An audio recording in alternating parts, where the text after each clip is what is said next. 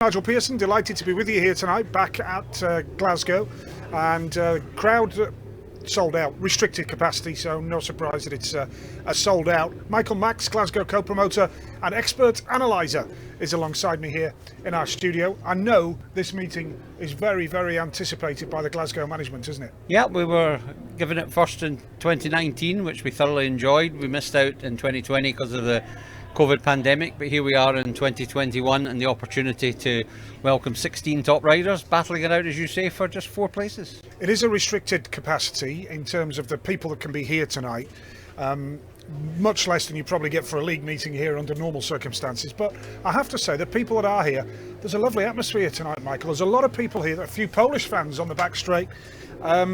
There's a lovely atmosphere. People are just delighted to be back here, looking forward to live Speedway. Yeah, it's one of these things when a team maybe closes down and they come back after an absence, the excitement factor is great, and it's been very much the same for supporters who haven't had Speedway for a couple of years, and here they are back in at the stadiums. We're getting nearer and nearer. I know there's been a wee hold up, but the bottom line is we're getting nearer and nearer to getting back to some sort of normality. We've got world champions in Glasgow tonight as well. Chris Holder, the 2012 World Speedway champion, and of course tonight we have Jamin Lidzi, also from Australia, who is the reigning World Under-21 champion. He's been going well. Dan Bewley is a real new sensation in terms of the Polish Extra League, has been really riding beautifully, and that's great to see a young Brit doing really well. It's quite a lineup tonight, Michael. It certainly is. 3 British riders. Louis Kerr, it's going to be a bit of an unknown quantity for Louis because he picked up an injury a couple of weeks ago. He's back after only a week after surgery. He looked okay in practice today, I'm pleased to report. Did have some bike problems as well. Charles Wright, former British champion, and Dan Bewley, as you mentioned, 2 riders who are definitely going to be in the mix for a top 4 tonight. But there are, I suspect, potentially 8 qualifiers tonight. Obviously only 4 can, but I think there's 8 who've got the ability. It's going to take a brave person though to pick out 4 confidently, you know. I mean, we've already been talking about it. It's going to be competitive. The boys are going to be really going for it, and they're going to throw everything on the line to get into that top 4. Absolutely, yep. I think it's a stepping stone. It's 1 step away from the Grand Prix. After that, you win this, or you get into the top 4, and then you're into the Grand Prix challenge, and from there you're just literally 1 step away from the Grand Prix. Magnificent big screen over my left-hand shoulder, but it is a little bit disconcerting at the moment because I can see myself and Michael on the big screen, which doesn't happen very often. But I think it's a good time now to take a look through the lineup tonight. Lewis Kerr will ride at number 1 this evening from Great Britain. Stephen Goret from France. Stephen Goret from France. He's at number 2. And then we have Brock Nicol from the United States, well known here at Glasgow, of course. He is a Glasgow Tiger. Bradley Wilson-Dean, New Zealander, who has vast British experience with Peterborough, Swindon. Good rider. He's had his shoulder issues as well, but he's here and he's ready to race with New Zealand legend Bruce Cribb in his pit corner as well, for our older fans that may remember Cribby. We've also got Charles Wright at number 5, the Great Britain rider who won the British title in 2019. Luke Becker, United States of America. He only got a late call Tuesday, I think it was, when he was told that he's going to get into this meeting. Nikolai Clint at number 7, popular Dane, hugely professional. I've already seen Nikolai tonight over in the pits area, but he had his AirPods in, and I was up for a chat. I've not seen him for a while. He wasn't in the mood. He just put his hand up, listening to his music, totally in the zone. Nikolai Clint, totally focused. But he's going to enjoy being back in British Speedway tonight. Absolutely, and he's got some terrific records here, so don't rule him out. Tero Arnio from Finland, probably an outsider, but certainly a quality performer on his day. 9 is Tobias Musielak, well known to Swindon fans. Started his British career with Wolverhampton, but he moved to Swindon and won the league title with them a couple of years ago. Eric Riss, you've already mentioned, Michael, has a good record around here at the Ashfield Stadium. Chris Holder at number 11, I just mentioned him, the 2012 world champion. Dan Bewley, we've already mentioned, had a spell here at Glasgow. Dan, of course. Max Rummel from the USA. I believe he had a spell with Edinburgh Monarchs in the second division. Lasse Fredriksson of Norway, outsider, rider number 14. Rasmus Jensen, Razza, back at Glasgow, huge favourite here. League title winner with Swindon again a couple of years ago, like Musielak. And then it's Jamin Lidzi riding at number 16. So that's the lineup. The 2 reserves, by the way, for the record, Tom Brennan and Drew Kemp young British riders. But that's the lineup. That's the standard of the lineup. And the riders now making their way out over the football pitch here. The stadium looks immaculate tonight, Michael. The infield is cut nicely. The white line is perfectly in place. Crowds nicely spaced out across the stadium. It's a good sight tonight. It certainly is, and everything's set fair for putting on a good show. We've got kind of high hopes for the FIM meetings, getting more and more of them, and this is one big test for us. So we're looking forward to the action then. We're going to get underway very shortly. The riders are out for parade. We'll take a look at the riders very shortly in the 1 to 16 order on the parade. Heat number 1 will be coming up shortly. Louis Kerr, Stephen Goye, Brock Nicol and Bradley Wilson Dean. That's coming up very shortly.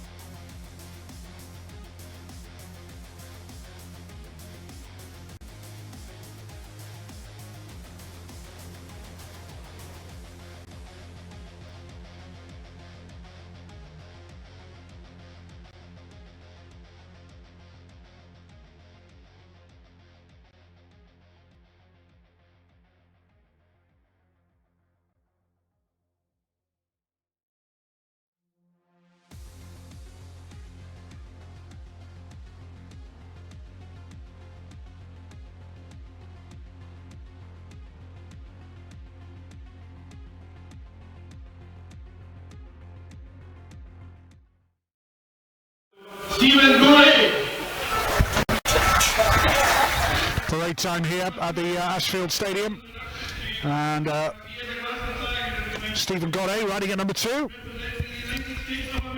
Now moving on to Brock Nicol. Already a firm favourite here at the Peugeot Ashfield Stadium, Brock. Got a bright future ahead of him, I don't think there's any doubt about that. Bradley Wilson Dean is next up, rider number 4. There's going to be some nerves and butterflies on the parade right now, Michael. Yeah, there'll be some that will be more determined to make it through than others. Grand Prix is a serious challenge for the likes of Charles Wright and Eric Riss and Dan Bewley. That's what their aim is. For some, it's basically building up a little bit of experience or testing themselves against like the better riders, but the ultimate aim probably is not to make the Grand Prix at the moment. So it's a mixture.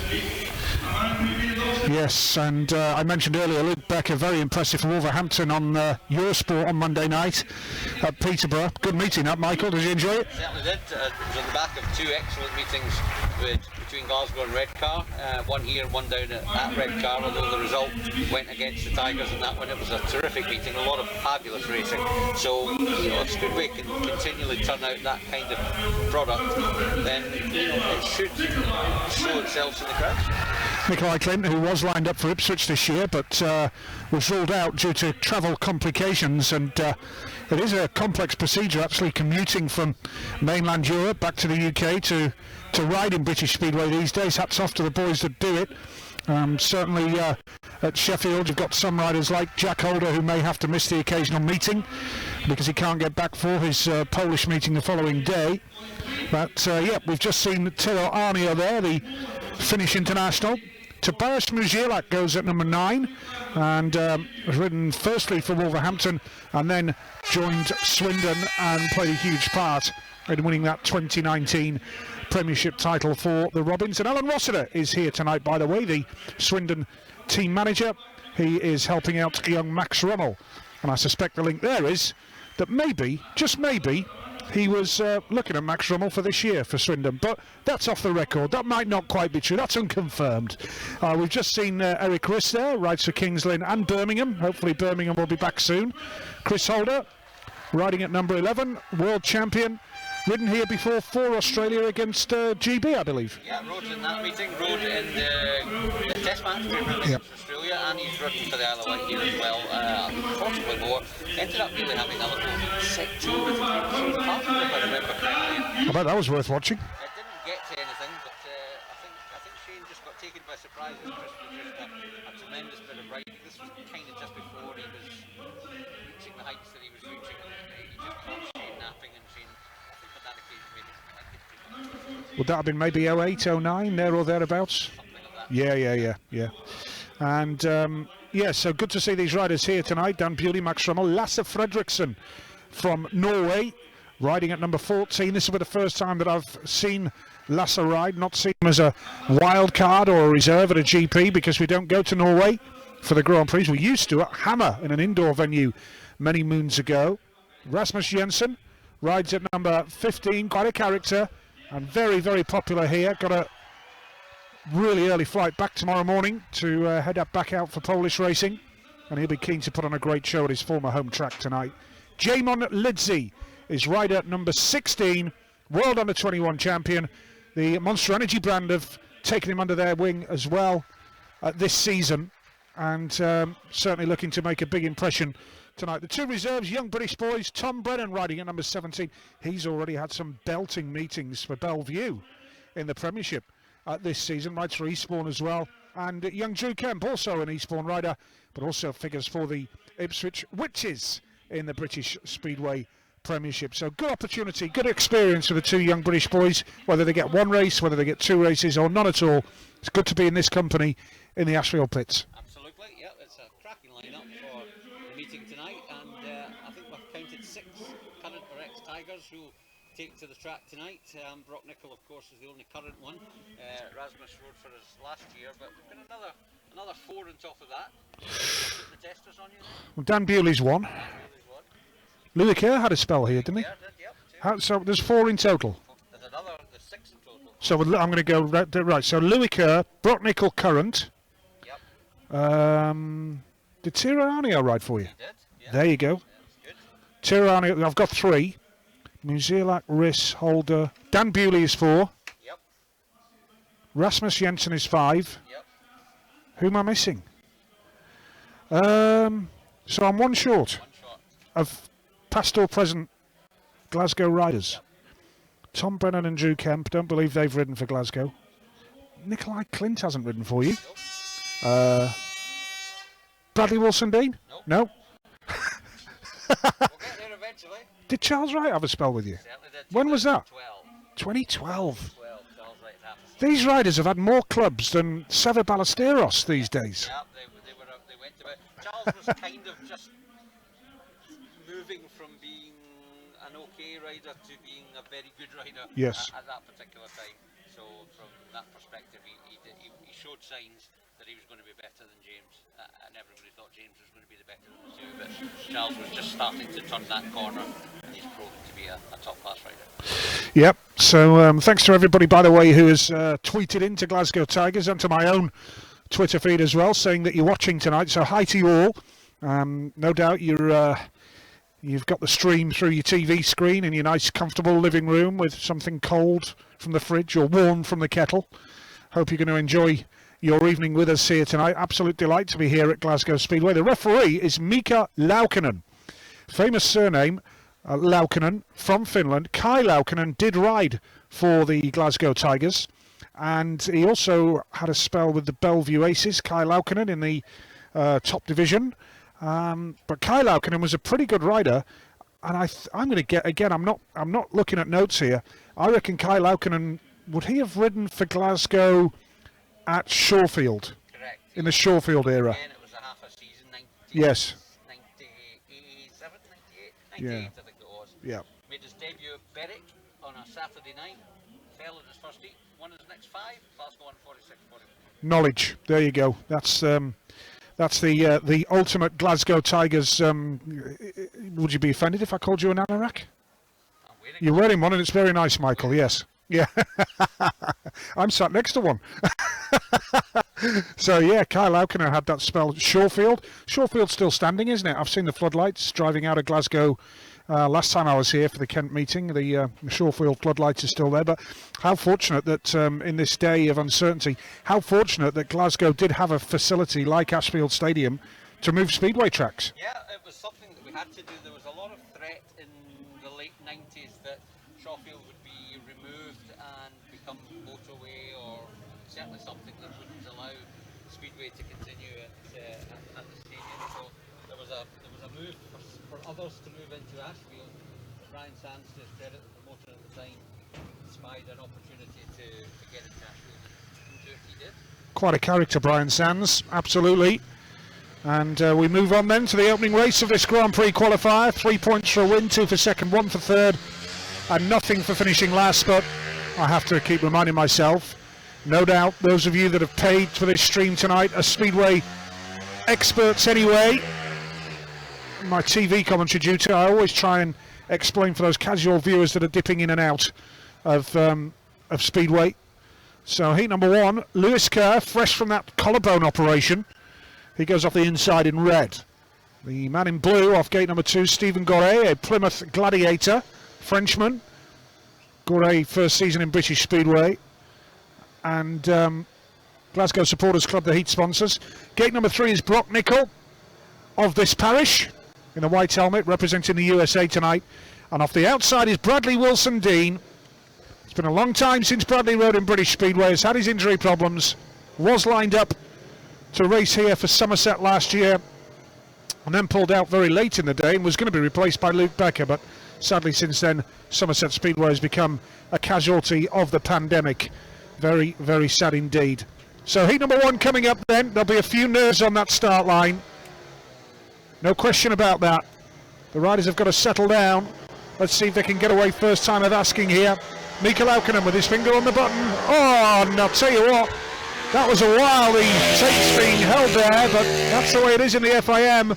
And I just wonder whether Bradley Wilson-Dean tried to jump the gun there. Yeah, as you say, it was a long hold for the referee and a little bit of twitchy nerves as well. And from that perspective, it does look as though there was some tape touching, and we'll just await the referee's decision. Just had that feeling, Michael, that they're going to be nervous. And in an FIM meeting traditionally anyway, you know, perhaps the tapes stay down a little bit longer than normal. There is a yellow exclusion light on, so that is an absolute nightmare start from Bradley Wilson-Dean, who has come all the way over from New Zealand just for this event. And that is going to hurt him big time.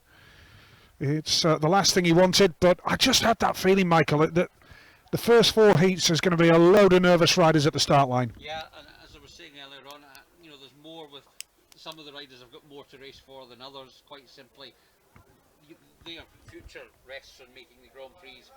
I think Bradley Wilson-Dean, with all due respect, probably isn't thinking Grand Prix. He's thinking, let's build up some experience, put myself in the shop window again, see if I can find another club for next year. And yes, there's nerve, probably a different type of nerve for him. Well, I'm pretty sure there's been plenty of clubs that would have taken him this season. But I know for sure, because there's 2 or 3 clubs that have spoken to him seriously about racing full-time in the UK. And on his day, Bradley Wilson-Dean is a quality rider. But he's missed out there. Does give an opportunity to Tom Brennan, I'm assuming, will be the first reserve coming in here. In fact, here he comes down the Ashfield pit slope. Tom Brennan, one of the reserves. And just as I was mentioning before the show about Brennan and Kemp, whether they get 1 ride, 2 rides or none at all, Tom Brennan finds himself in Heat 1. And I tell you what, Tom Brennan looked very sharp in practice this morning. He looked quicker than Drew. He looked as quick as anybody. Not everybody practiced.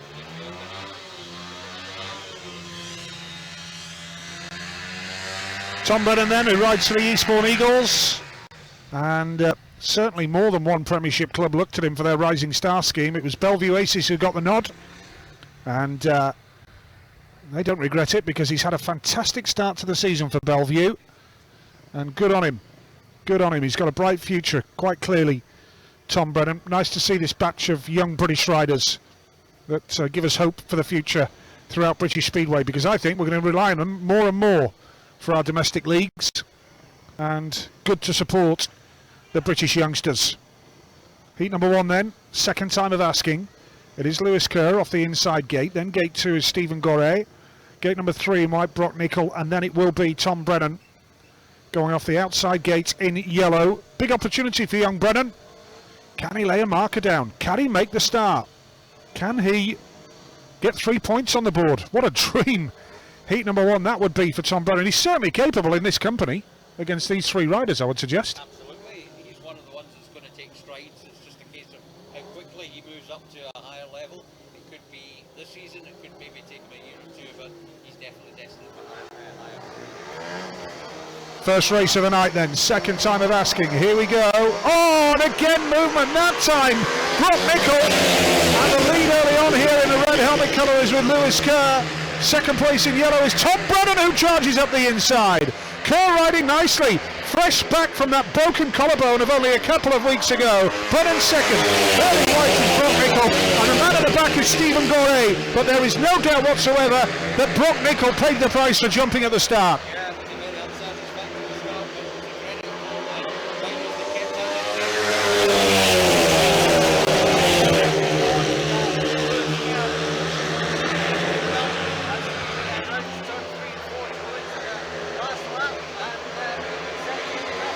Gate 1, what a dream start this will be for Louis Kerr, who's being chased hard by Tom Brennan here.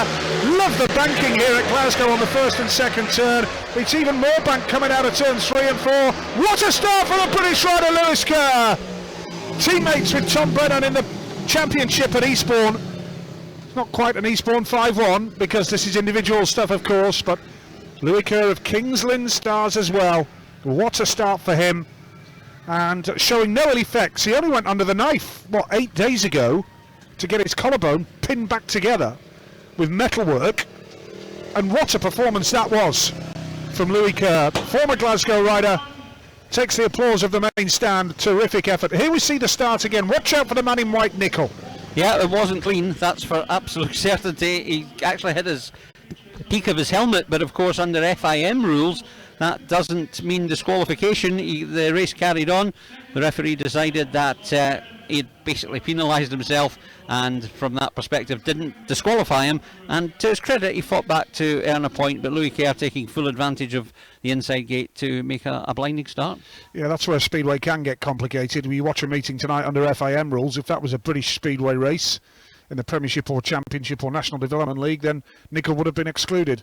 Kerr the winner, Tom Brennan second, Brock Nicol third, and Stephen Gorey at the back. And what a ride from Tom Brennan. It pushed Louis Kerr all the way. He was well and truly on the pace, wasn't he, young Tom Brennan? Yeah, he's, as I said earlier, super rider, looked very fast in practice, and coming off gate 4, Lewis Kerr had made a good one, so he was always at a slight disadvantage this early on in the meeting. Managed to get himself into an excellent position and closed the gap all the way through the race, but not enough to pass. But nevertheless, good grounding for Tom, and he'll be delighted with the fact that Heat 1 has come and gone, and he's got an outing, and he's got 2 points. Top 4, remember, qualify. Charles Wright off the inside gate. Charles Wright off the inside gate. We'll give you the full lineup when the riders are up at tapes. The man who's first up is Luke Becker in the white helmet colour. In gate number 3, he's keen. Just how good is Luke Becker? You've seen him, this is the first time we've had the chance to see him, but just how good is he? Well, I saw a bit of him in 2019, but I've got to say, what I've seen from him for Wolverhampton so far this season, he's taken it on a level. He's stepped up a level, riding in Poland, and he's a better rider now than he was 2 years ago, Luke Becker, and full credit to him for that. He's got the talent, he's got the ability. This is a strong lineup, heat number 2. You've got Charles Wright, former British champion, off the inside in the red helmet colour. Then Nikolai Clint goes off gate 2 in blue. Luke Becker is off 3 in white. And Tero Arnio of Scunthorpe goes off the outside in the yellow helmet colour. So, strong lineup.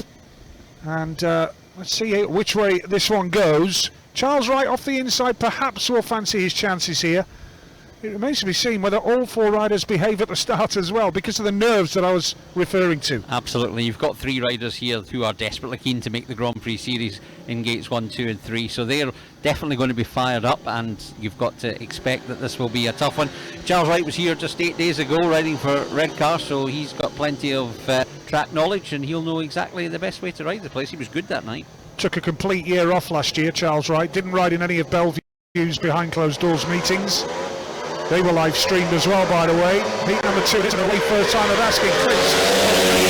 An absolute beauty. What a start from Nikolai Clint, charging around the outside. Luke Becker in white as well. The man in the red helmet colour is Charles Wright. Watch out for Becker. High into the banking he goes. He'll wind it on all right. The lead is with Nikolai Clint to Denmark. Second place in white is Luke Becker. Third is Charles Wright. Tero Arnio at the back. Nikolai Clint, though, we know he's a class act and really difficult to pass. Absolutely, he was spotless away from the gate. Luke Becker's put himself in a couple of times. You think to put some pressure on. He hasn't managed to do it as yet, and I doubt he will, but he is keeping Charles Wright firmly behind him as they come round with bend forward into the last lap. Yeah, looking really smooth. Looking really stylish. Nikolai Clint, top class rider. He wouldn't be out of place in the Grand Prix, would he, Nikolai? First started racing in the UK in 08, won the league with Wolves in 2009, and has won heat number 2 here tonight. A class act. Of course, in 2018 he won the championship with the Workington Comets. Seen a few Workington fans here tonight. I would love to see the sport return to Derwent Park as well. And Nikolai part of that all-conquering 2018 side for Workington. A real class act, tremendous. He was so quick there. Luke Becker was closing in on him, but in the end Nikolai pulled well clear, and that's a superb start for the Dane Nikolai Clint in heat number 2. See it again from the start. Yep, from the start he makes the gate. He always does. He's just electric off the gate. Got in front of Charles Wright, was able to pin him a little bit. Luke Becker comes round the outside, and as you can see, going down the back straight, he's putting some pressure on. But looking again at the start, it's amazing that Nikolai Clint puts so much professionalism into his preparation and everything that he does about the sport. That's why he's maybe got that little edge. Yes, he does everything right, doesn't he? Magnificent performance from Nikolai. As we move on to heat number 3, riders come out. What a lineup we've got for heat number 3. It's fantastic. When I say there's no weak links, I don't want to show any disrespect to anybody in this meeting, but Clint winning heat number 2, 56.23. Luke Becker second, Charles Wright third. So the winners so far are Lewis Kerr and Nikolai Clint. They're the boys on 3 points apiece so far. But heat number 3, I mentioned world champions earlier when I talked about Chris Holder, 2012 World Speedway champion, Jamon Lidsey, World Under-21 champion. We've got a World Long Track champion here as well, in Eric Riss in the red helmet colour. And this is a terrific field: Riss, Holder, Musielak and Bewley. Yeah, I talked before about 8 potential qualifiers in this field, and 4 of them are in this very heat, so all of them have got an opportunity to put some pressure on, get up the leaderboard. When you're racing against three of your great rivals, this heat becomes even more important for a rider who could easily do nothing wrong and come last. Yeah, it's ruthless. It's almost like a Grand Prix, a mini GP, if you like, really, a meeting of this standard. Very fast out there as well. You know, that's the exact words the referee used after practice. He came down and he went very fast. Yeah, it's good. Yep, heat number 3, and the improvements they've made here to this Ashfield track down the years have been quite remarkable. I remember coming here in the early years and it was nowhere near as fast as the track is now, and different racing lines as well. Eric Riss off the inside, Chris Holder off gate 2, Tobias Musielak goes off gate number 3, and then Dan Bewley going off the outside in yellow. Can Bewley pounce? He's a man in form here and in Poland. This is heat number 3, and they're away from the start. Listen to that, Musielak in white. Tobias Musielak, the Polish sensation, has that advantage early on here. Second in red right now is Eric Riss, charging hard around the outside in blue. Is Chris Holder, and Dan Bewley, somewhat surprisingly, is in the back right now. Musielak, very stylish rider and looking superb here. And Chris Holder managing to find a path past Eric Riss to move into second place as he turned into turn 1 of the second lap. And he's going to try and make some ground in it on Tobias Musielak, who I don't think had seen the place before, and that was extraordinary the way he came from the tapes in this hot field and is just pounding away. Dan Bewley putting some pressure and got past Eric Riss now, and that means that poor Eric, having made a good start, has found himself at the back. Yeah, Tobias Musielak carving up heat number 3. Dan Bewley nicking a point here because he's just got the better of Riss, as Michael just mentioned there. Couple of points for Chris Holder. Musielak the winner, Holder second. And in third place there, Dan Bewley. Who knows how important that point might prove to be for Dan Bewley. But Tobias Musielak, I thought this track would suit him. And his style looks magnificent on this Ashfield circuit. He made a beautiful start from gate number 3. And he was never going to be stopped from there because he's such a class act, Tobias Musielak, taking the checkered flag, taking the applause of the fans on one wheel. That was superb for Musielak. When we raced in this meeting in 2019, there was that little dip at the third end, and I think the riders maybe had a little bit of fear about that. There's no dip, as you can see from the start. If you can make a good start, the race is really there to be won if you can keep it going, and Musielak just got the bike to move beautifully off the start tapes there. Eric Riss got close to him, as we see it again this time from the first bend angle, and Musielak off gate 3 just sees the bike move perfectly. Dan Bewley just looking down at the engine, maybe didn't quite get as clean a break as he would like, and Musielak a nice comfortable winner and puts his marker down. Polish fans here at Ashfield tonight, they're on the back straight. For those of you that know Ashfield Stadium, fans scattered around the stadium tonight. Every ticket that was on sale was snapped up. Restricted crowd levels here tonight, as there are at speedway venues, many speedway venues up and down the country. Now there's problems here for Max Rummel. The American has packed up on the back straight and the 2 minutes are on. It's a long way to come, like Bradley Wilson-Dean from New Zealand, if you can't get to make it for heat number 1. Problems for Rummel. Bike's packed up. Has he got a second bike ready? One of his pit crew to get down to him to enable him to make it to the start line now. And not only that, Nigel, he's got to be at the tapes. Again, it's the different rules, FIM the ruling, FIM yep. rules. You need to be at the tapes in time for the 2 minute warning, not just on track. Another bike is coming. Alan Rossiter to the rescue. Roscoe riding a bike down the hill to the rescue for Max Rummel. I don't think he's in full fighting shape, Roscoe. I think he's maybe put on a pound or two since his riding days. Had a nice steady career, Roscoe. So here we go, yep, the 2 minute warning. Very deep now, 20 seconds remaining, but he's going to make it now. Never ideal when you have to have a last minute change of bike. When you've travelled all the way over from the USA, you've done your quarantine for this one meeting alone. It really can be such a tough sport. Heat 4, it's the return of Rasmus Jensen off the inside from Denmark. Lasse Fredriksson off gate 2, Jamon Lindsay off 3. And then off the outside, it's Max Rummel, and it's a superstar from the world under 21 champion. in the white helmet colour. Jamin Lindsay has made the start superbly. Rasmus Jensen is in second spot. Third right now is Max Rummel, going high into the banking, and the man at the back right now is Master Fredriksson.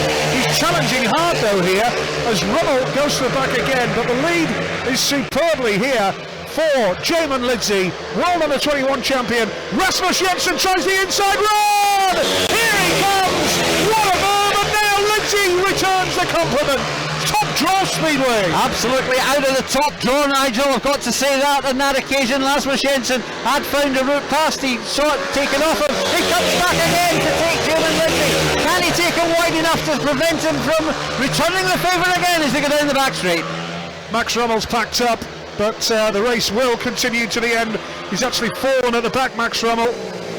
Having a shocker of a night so far. Bike packing up and then going too wide and losing control of the bike. But what about that race? The best race so far from the four that we've had. Rasmus Jensen, I presume, is a popular character here.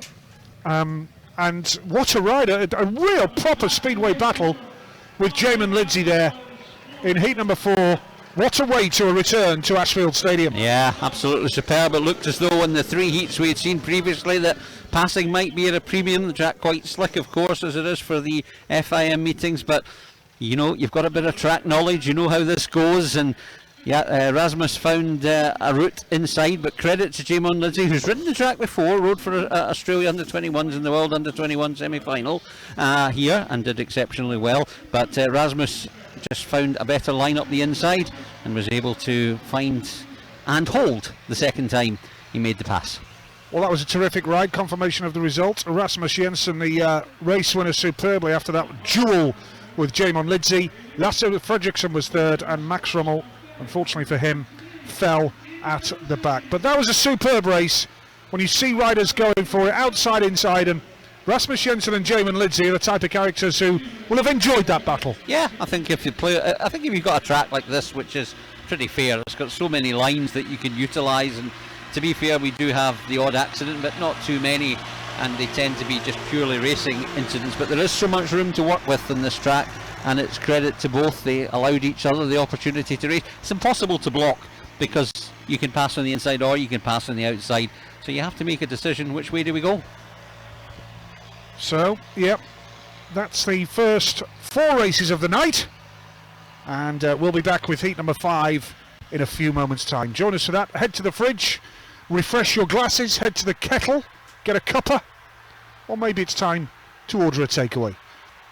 If you are, I'm jealous. See you in a few moments.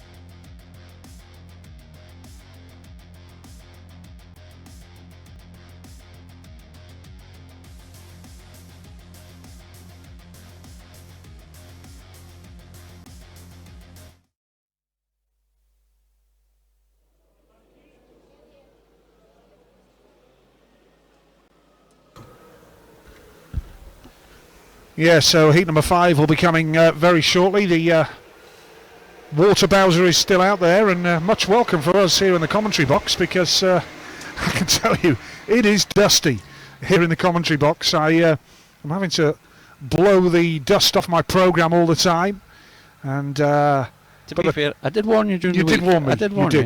Well, I've got to say, Michael, the track looks super smooth, and that race between Rasmus Jensen and Jamin Lidsey, that gives us hope that we're going to see an absolute classic throughout the rest of the night. The opportunity is there for these riders to really turn on the style. Yeah, I mean, it's nice to have a bit of dirt. The problem with having too much dirt, or a lot of dirt on a track like this, it becomes a one-line track.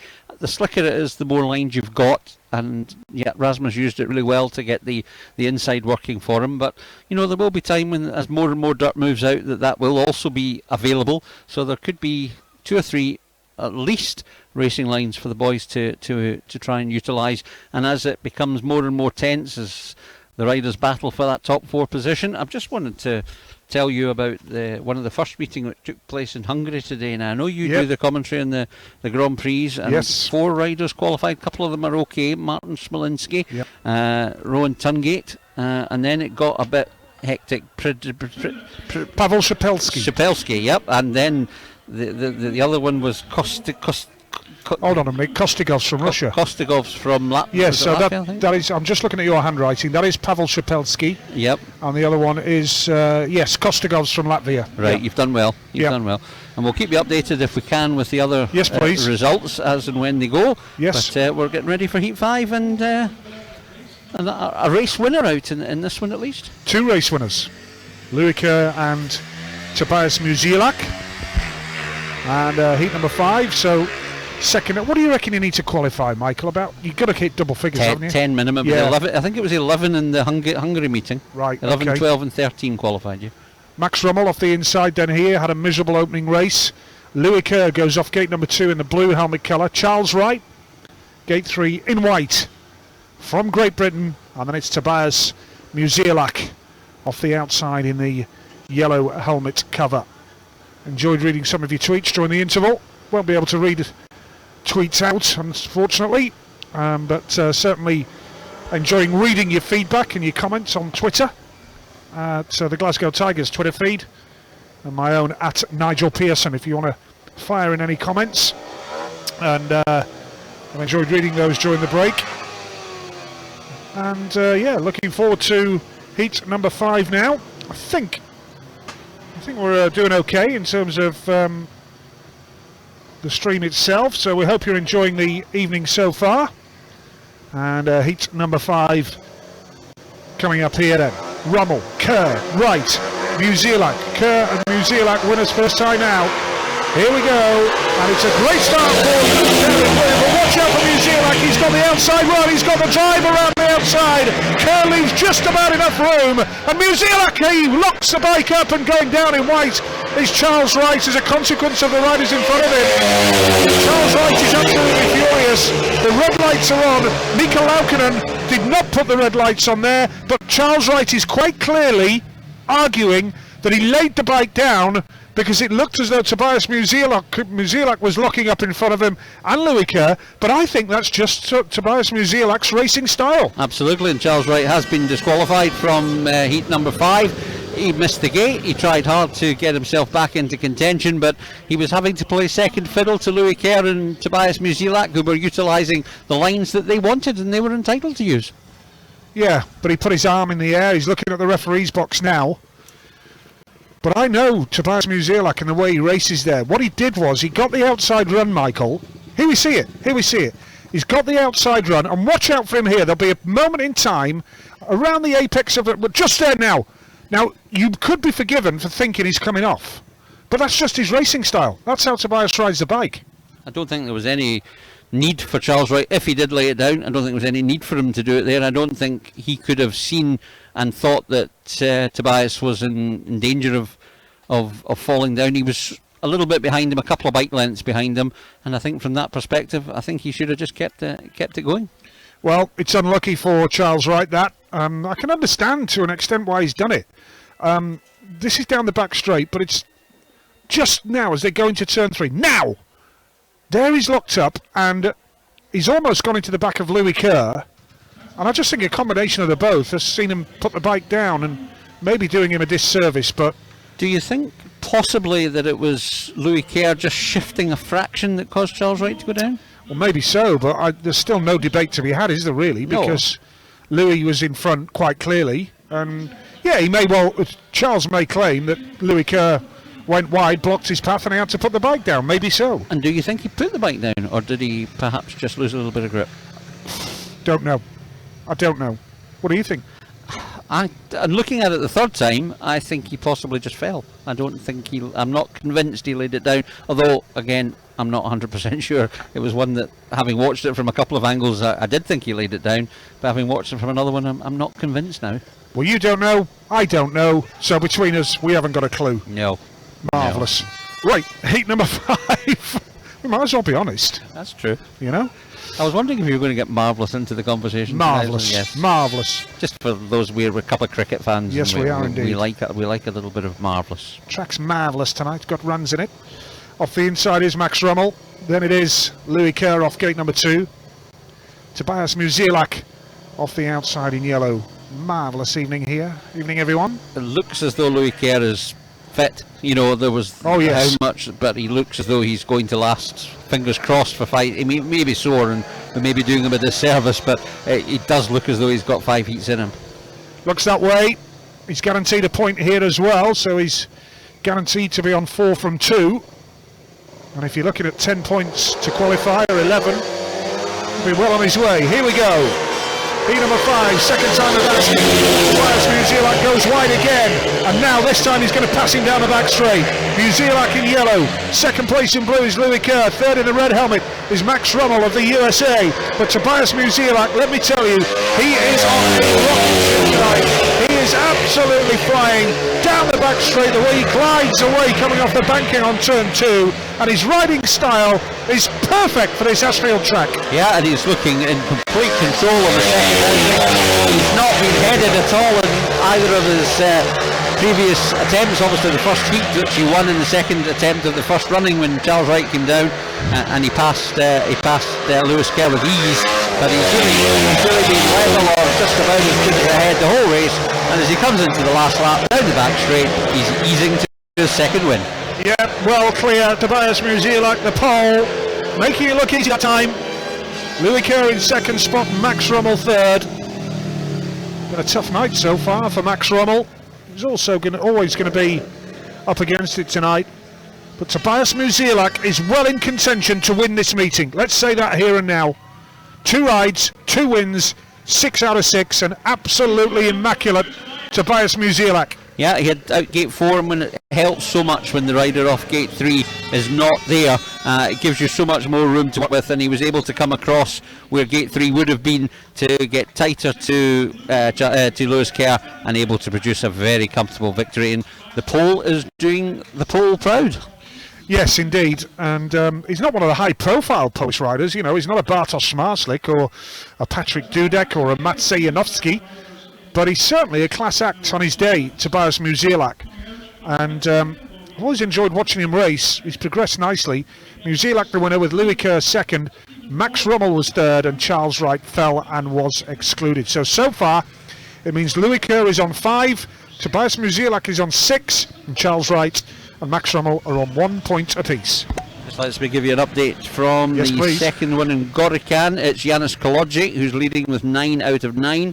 Jan Kvech of the Czech Republic, again rode he in that World Under-21 Team Cup, 8 points from his 3 rides. Top Brit is Robert Lambert, 6 from 3, 2 wins and a disqualification.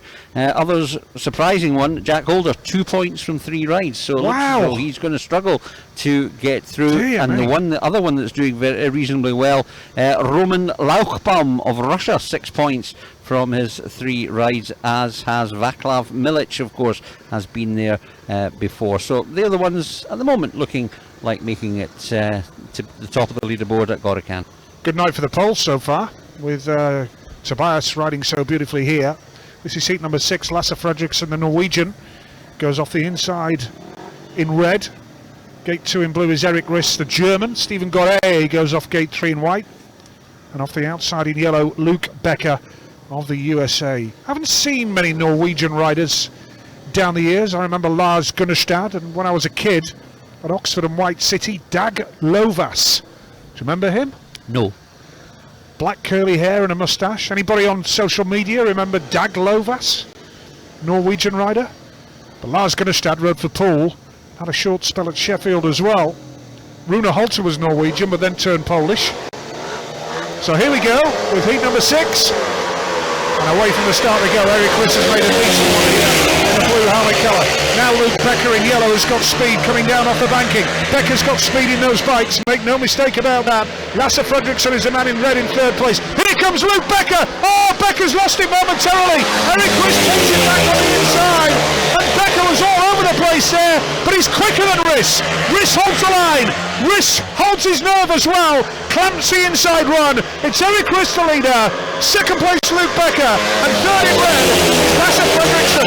Going into the 3rd lap here at Ashfield, and it is Eric Riss who knows every inch of this track. Here comes Luke Becker though, right round the outside again. Eric Riss has kept it tight to the inside. He still has the advantage in the last lap, but don't throw Luke Becker out just yet. This is sensational speedway. Becker tries the inside run again. This is Glasgow though, not Peterborough. The lead is with Eric Riss to the line. Great race, great race. I'm just glad we didn't see any casualties there as riders were all over the place. And Luke Becker acknowledges Eric Riss. That's a huge ride from Eric Riss just when he needed it after a poor first effort. He held his nerve absolutely magnificently under serious pressure from the brilliant young American, and there was a real scary moment there. The man in yellow, Luke Becker, here he goes. Oh! Riss spotted it brilliantly. Absolutely, that was nerve-wracking stuff. I mean, we're watching it and we're nervous. How must it be for the riders involved as Becker comes under Riss and then moves across or flies across, and Eric Riss had to keep the presence of mind to see it and to react to it within seconds.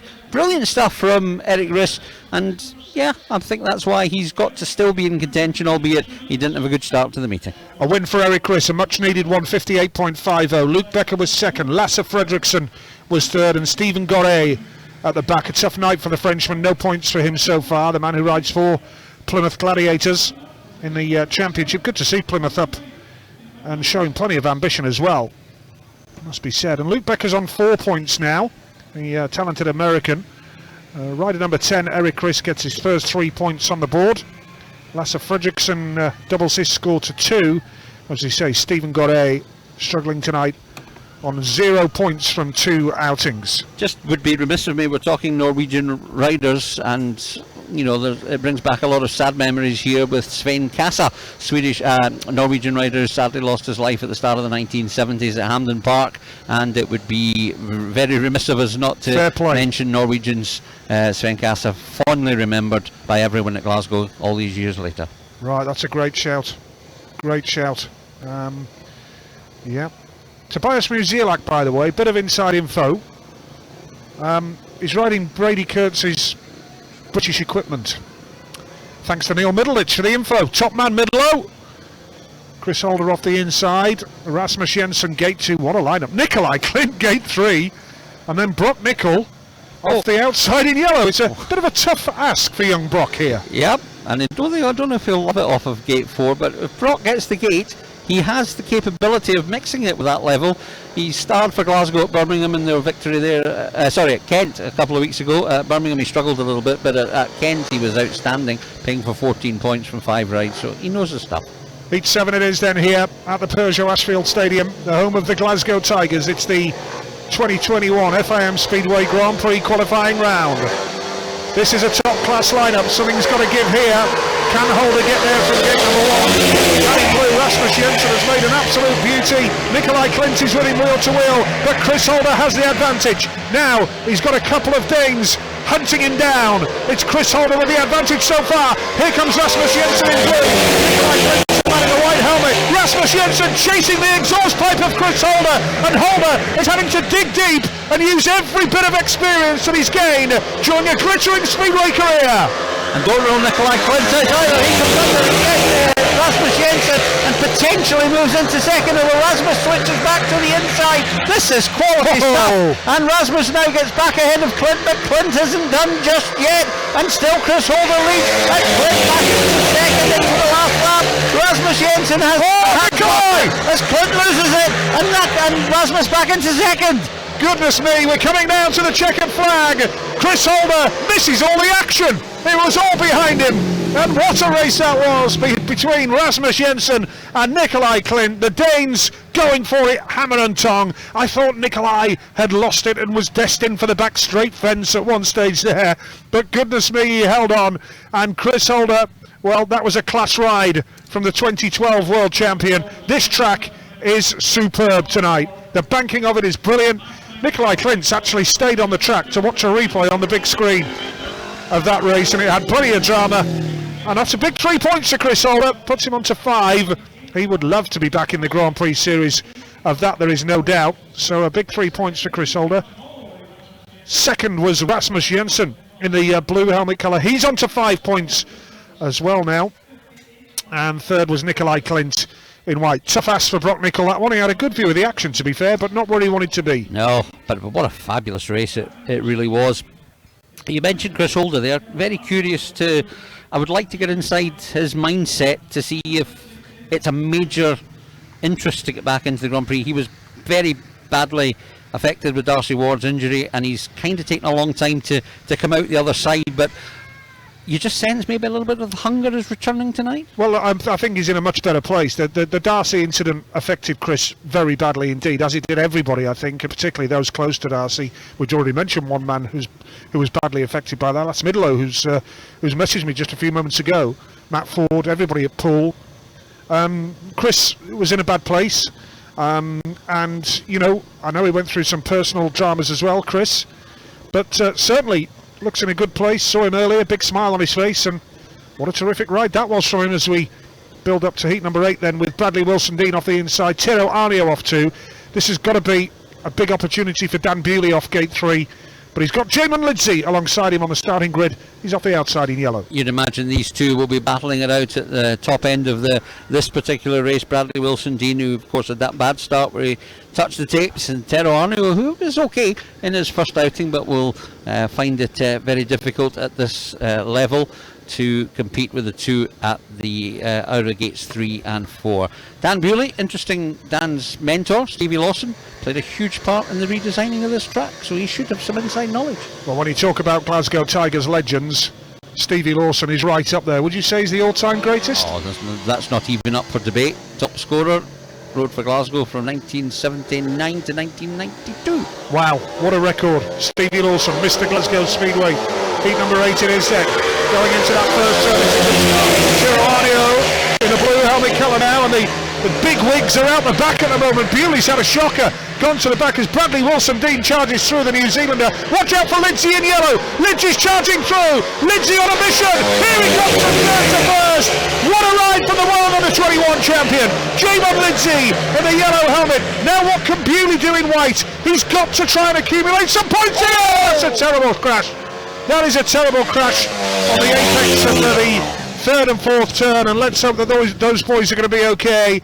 Locking up, and that is drama here at Glasgow in heat number 8. And let's hope that the boys are going to be okay there. Bradley Wilson-Dean and Tero Arnio. But that looked a nasty one to me, Michael. Oh, horrible. The two of them just got, well, one got out of shape. I particularly didn't see. I was so much watching Jamin Lindsay move from third to first, and Dan Bewley try the same, but I just saw one of them get out of shape, and they just hooked up, and just into each other they went, and I fear one of them might have gone over the handlebars. I would need to see that one again. Well, Bradley Wilson-Dean is on his right shoulder as well. Now, I'm not sure what shoulder injury he had before that required surgery, but that's the last thing he needs, because he's had his injury problems previous. They are lying down on the track on the fourth turn now, being attended to by the medics, and we send our very best wishes to Bradley Wilson-Dean and Tero Arnio, because again, that Michael, was developing into a fantastic speedway race, wasn't it? It developed because Terrano was such a good gate, probably caught out Jamin and Dan, and that allowed Bradley Wilson-Dean to come to the fore as well. And all of a sudden, these two were first and second against the grain. Jamin Lindsay was finding a brilliant line to pass the two of them when the incident occurred just behind. So from that perspective, let's hope they're okay. The medical team will keep them down, and I know we don't see them moving at the moment, but that'll be down to the medical team just making sure everything's fine. They're not risking any bones, and I can hear some cheers, which is a good sign. Well, that means that one of them is looking like they're going to be okay. We await the decision of our referee, Mika Laukkanen. But my goodness, this meeting is taking shape quite nicely, Michael, isn't it? Yeah, the first couple of heats, maybe the first 3 heats were a bit processional, but once that dirt starts moving and everybody finds that the different lines that they can use, I think every race has had some drama and some excitement in it. It has all the makings of an absolute classic. Yeah, is this... Look, this is a difficult question, I suppose, because maybe I'm not asking the right question, but can you tell that world-class riders are here tonight because of the standard of the racing? I know you see great racing in a league match here in the championship, but is this a notch above for you, Michael? I wouldn't necessarily say so. I think everybody that's riding here today has ridden at this track for one team or another at championship level. Chris Holder, as I mentioned, Isle of Wight would be the highest profile. Nikolai Clint for Workington scored tons of points. Rasmus Jensen rode for us, scored tons of points. Came from a 5-point average at Workington to become a 9-point average rider with Glasgow. So he certainly benefited from riding in an environment where he was very happy, because Rasmus needs to be happy. But no, I would say that as far as quality is concerned, I'd love to see some of the real big boys out here. It's a pity I'm not sure if Jason Crump's going to be fit or not when Plymouth come up to race here or not. Jason Crump, did you know, first person to ever ride this track? No, I didn't know that. Jason Crump, Mick Powell came out on a snowy day when the track was built, and they had a wee fling around the track. Excellent. So Jason Crump and Mick Powell, first riders out on track here at Ashfield. Yeah, good stuff. Good stuff. I do remember when you moved. I remember that very clearly, and I just thought that it was good at the time that there was a second venue in the city of Glasgow to accommodate Speedway. I mean, some places that I've been involved in, like Cradley Heath, haven't even got one track. Hull haven't even got one track. Here in the city of Glasgow, 2 circuits, and it was good. And I do recall the Glasgow setup at the time. Brian Sands, we've already mentioned. Your team manager as well, Ian Steele, yeah. He was a quiet, unassuming guy, but pretty effective as a team manager, did his job at Shawfield. And I presume you don't see Ian at Speedway these days? No, I haven't seen Ian for quite a while, but very, very knowledgeable of the rule book, very cool understanding of his riders' motives and methods, and it was a good fit. Well, Bradley Wilson-Dean is making his way round with a lift, but you can imagine he's going to be a bit second-hand, as Kelvin would say. It's a tough one for him. Meanwhile, the other rider, Tiro Arnio, is still having treatment over on that 4th turn. I think they're just calling for an ambulance now, Michael, so there's every chance that we may well have to see Tiro Arnio taking a trip to hospital. Possible. I've got an update from you. Yes, please. Not from Midlow, but from Mitchell Davey again, who's telling me that Chris Holder is on Brady Kurtz's bike. So there you go. This little bit of bike information coming from Mitchell. So a big thank you to you, sir. Let me just make sure I've got that right. Hang on a minute, because I've got Tobias is on Brady's kit. Sorry, Chris Holder's on his own kit. I'm reading that wrong. Chris Holder is on Jack Holder's bike. Oh, Jack Holder's bike. Sorry, that's my fault. I think I had Brady Kurtzen in the mind when you were saying it. Well, between us, we're getting there, So Chris Holder is on Jack Holder's bike. Sorry, Mitchell. And Tobias Musielak is on Brady Kurtz's bikes. Right, so there we go. And I've also got to say a mention to Janice Watt, who's one of our good fans, who's told us about another Norwegian rider that we haven't mentioned, Ride, who of course rode for the enemy. Rode for Edinburgh, rode for Leicester as well, I do believe. Did he ride for Exeter? Pass. You don't know. For my time. I'm doing all this off the top of my head. It's my knowledge. So meanwhile, elsewhere, Leicester lead Redcar 32-22 in the championship tonight at the Paul Chapman and Sons Arena. Treatment at the moment, as we say, to Tirranio. We can only send him our very best wishes, and we'll update you just as soon as we can. What about the news that Oxford Stadium's reopening, Michael, for Greyhounds next March? Wonder if we could see the bikes returning there. That'd be nice, wouldn't it? Well, it did say they have an interest in getting somebody in to run the bike, so that's got to be good. And Bradford, I think, might be another one that might. Well, there's a shale track back there now, as we see Tirranio sat up. Yeah, so there is a shale track back at Odsal, where they have already had 2 or 3 stock car meetings, I do believe, which is great to see. But whether that will lead to any speedway involvement, any speedway return, remains to be seen, of course, because Odsal is a vast bowl. I'm pretty sure it won't come cheaply to any promoter, but certainly it would be something that surely several people would look at, and maybe even a potential World Championship event of some kind at Odsal. But I do, as we see the latest standings, by the way, but I do question with Odsal as to whether the track can pass the relevant certification because of the hospitality boxes now on turns 3 and 4 where the pitch used to be. I'm hearing differing reports on that. Some say, yeah, it's no problem. Others say they're not sure. Need to wait. Have you seen the pictures? I've just seen the pictures, but yeah. It's difficult to be able to gauge exactly what the situation is. Is he up? As Terohanu looks as though he's up. Yeah, he's getting help back into the ambulance. Well, that's excellent news. I don't know whether we'll see him again tonight, but that's excellent news. A real trier, isn't he? Yes.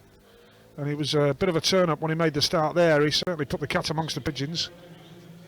Did we see that Wilson Dean's excluded from that? I didn't think we saw anything, did we? Yeah, I think it's Bradley Wilson Dean that has been disqualified. But this time it could well be that we may need a rerun. Yeah. We may need one of the reserves again. So probably Drew Kemp this time, if Tiro can't make it. Here's some action of it coming up on the screen. It's not a nice one. Oh no. Dear.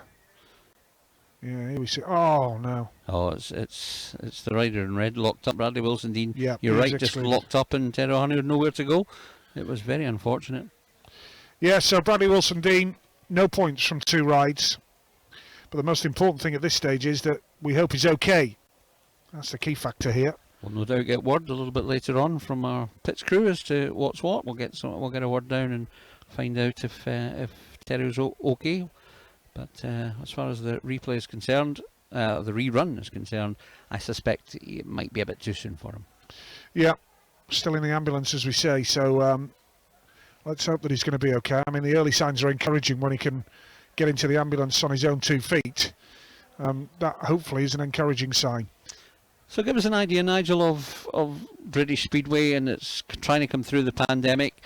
Wolves have talked about potentially maybe things starting to look a fraction brighter than they were a couple of weeks ago. It's encouraging, yeah. Birmingham maybe going the other way a little bit, but they've still committed to... Well, Lawrence Rogers is here tonight. Yeah, they're committed to finishing the season.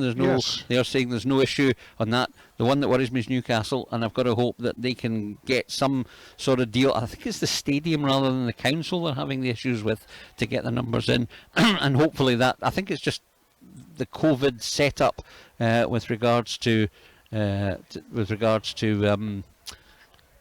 the numbers in and how much social distancing is required and for how long? How long will restrictions be like that in the UK, in England in particular? Newcastle. Rob Grant's had an absolute nightmare since he's moved in there. The old company was wound up. There was serious financial issues, which Rob says he didn't know about. I feel sympathy for Rob Grant, the previous management. I'm sad that George English is no longer involved, because George was a part of Newcastle Speedway. His mum was as well, and let's hope that Newcastle can pull through this and can get through to the end of the season and beyond. That's our dearest wish at this particular stage. I think what we'll do now, Michael, we'll pause just as we await further news on Tirranio and the ambulance ride. But the moment we're ready to go racing again, Michael and myself will be right back.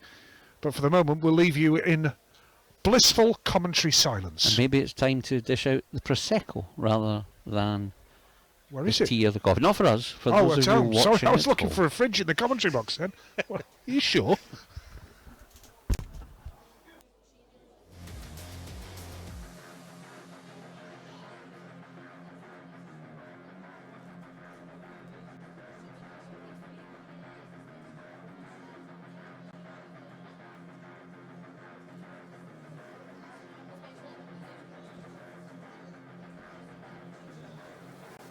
Okay, your thoughts clearly at the moment with Terrell Arnold receiving some medical attention on track. We'll get some updates before too much longer. Updating the pits, I'm delighted to be joined by at least half of Team PGB management duo, Simon Stead. Simon, welcome back to Glasgow. In a watching capacity, mental capacity? For both, really. Cracking week from so far. Spoke to you about working up, so the end of it, but You talk about PGB scene, especially at the youth level. We talked about some of the younger riders taking part in meetings for points. That worked really nicely. Some of you watch it is very much involved in that scene. But beginning to sense that we're seeing the dividends of that now. we're certainly making progress here. It's something that Ollie and I really wanted to focus on. And I've got to say, with the support of the setup that we got through Rob Painter and Vicky, great sponsors, to ally the club, shall we? We're able to progress, and we've now got funds that help us have training camps and academies and get the boys out there. There's a number of competition now. We've seen under 19, we've seen under 21, under 23 still forward to, as well as the senior competition. So there's lots going on, and there's some sort of natural progression now for lads. Of course, when you look at the more senior riders that have been striving that way, still young lads by comparison to myself, with Ty, Robert Lambert, who raced that out before, now joined spectacularly this season by the efforts of Dan Neal. We've got a lot of talent coming through, and we've got a great bunch of lads, which is the main thing. We're having these training camps, and they've got access to people who are involved in, who have been involved in the English football club, and people who never have access to football, sports like colleges, all that sort of thing. And really, when we're trying to take sports to that next level, that's World Championships would be great, from first-hand experience. It's a tough old climb, isn't it? But theoretically, the riders on the split and the GB lads can ride Zoe from a place in the GB series next season, which is easy when you describe it that way, but the actual effort, the effort, the investment is quite something, Simon. Yeah, it is, and I've chased that dream for a long time myself, and these are the most difficult weeks of the season. They really are. You've got guys that are chasing the same dream as you are, and they're very, very difficult. And you can see by the race on the track that it's not much given, so we're really to achieve that. I'd like to ask you about the football last night. Good answer. Simon Stead, everyone.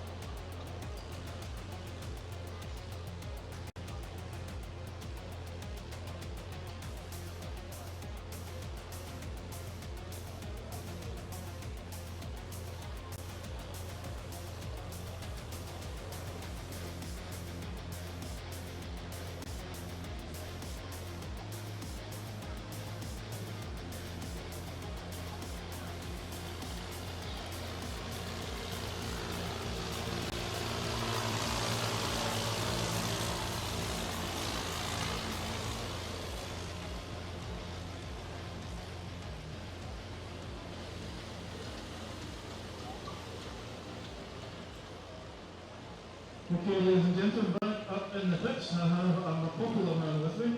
Made a very strong start tonight. Former Glasgow favourite, Rasmus Jensen. Rasmus, 2 weeks into your programme tonight. Pleased with your start? Yeah, it's not too shabby. I mean, I thought I'd be Pearson that one, but I just lifted that slightly, just putting the bike into the corner, and then I had Nikolai all over me, so it's hard to trying to make it a bit more robust, but You had Nikolai all over you. I think he might say the same about you. That was quite a battle between the Danes out there.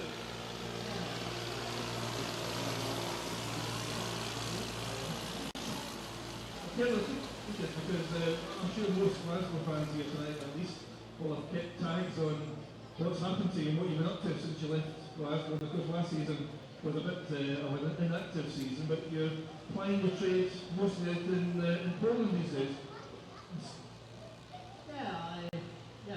obviously Sweden just started like a couple of weeks ago, and Denmark is growing like 50% of the time. But I've been spending most of my season in Poland, so I got a little flat down there. So it's been okay in Poland. And of course, World Championships be great today. Your league form, your form in Poland, I think has been quite strong. The World Championship level, do you sense it's another step up to compete against these guys? On my good days, I'll beat anybody in the both days. So it's just sort of trying to get those worst days off my back and trying to improve them. But I think my game needs to be better if I want to be on a bigger level that I have now. So trying to focus on those. A big response from the home crowd here in Glasgow on the presentation earlier on. Good to be back on familiar surroundings on this track once again. Yeah, I didn't expect it to be that big, especially when there's some English guys here. But I was really appreciated, and thank you very much, everybody. Rasmus, keep up the good work. Thanks for talking to us. Not a problem.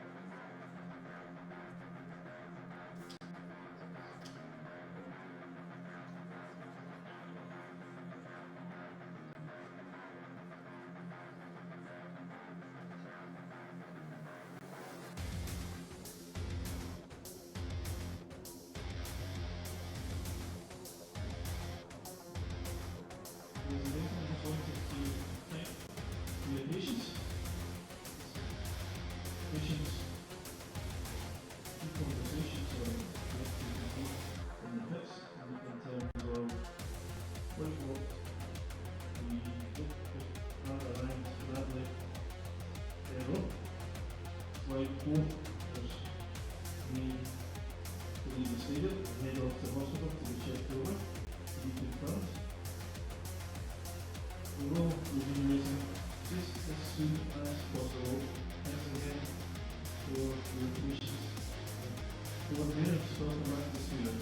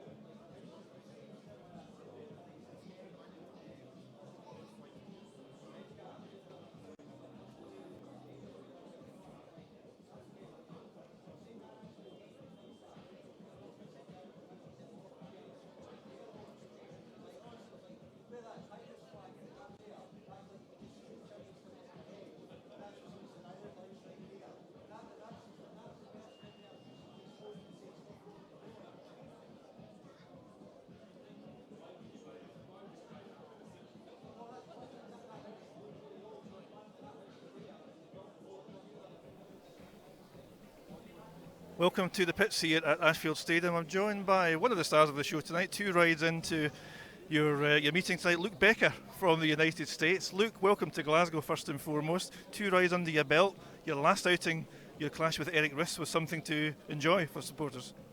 Yeah, exactly. I mean, first things first, that was a nasty crash with the boys there, so fingers crossed that they can, everything isn't too bad and Absolutely. They can heal up quickly. But yeah, just my first time here, and I've been dying to ride this place, actually watching videos and everything. It's definitely one of the best racing tracks, not even just in England, but in Europe. So I'm stoked to finally get some laps here, and the racing says it for itself. It's been exciting. It takes a big commitment, especially for a rider from the States, to commit to a full season in Europe, and you're making great strides this year. We watched you on Eurosport last week racing for Wolverhampton at Peterborough and scoring some big points. Do you feel week by week, month by month, that Luke Becker's beginning to find your feet in European speedway? Yeah, the more meetings I'm doing, I definitely think that's benefited me a lot, just getting on the bike as much as possible. The experience is something that, for me being so young, that's what I need, is just riding as much as possible. So yeah, it's going good at the moment. I just want to keep it rolling and keep it consistent and focus on my starts, really. That's the biggest thing. And you're also getting some experience this season out in Poland. Tell us about that, Luke.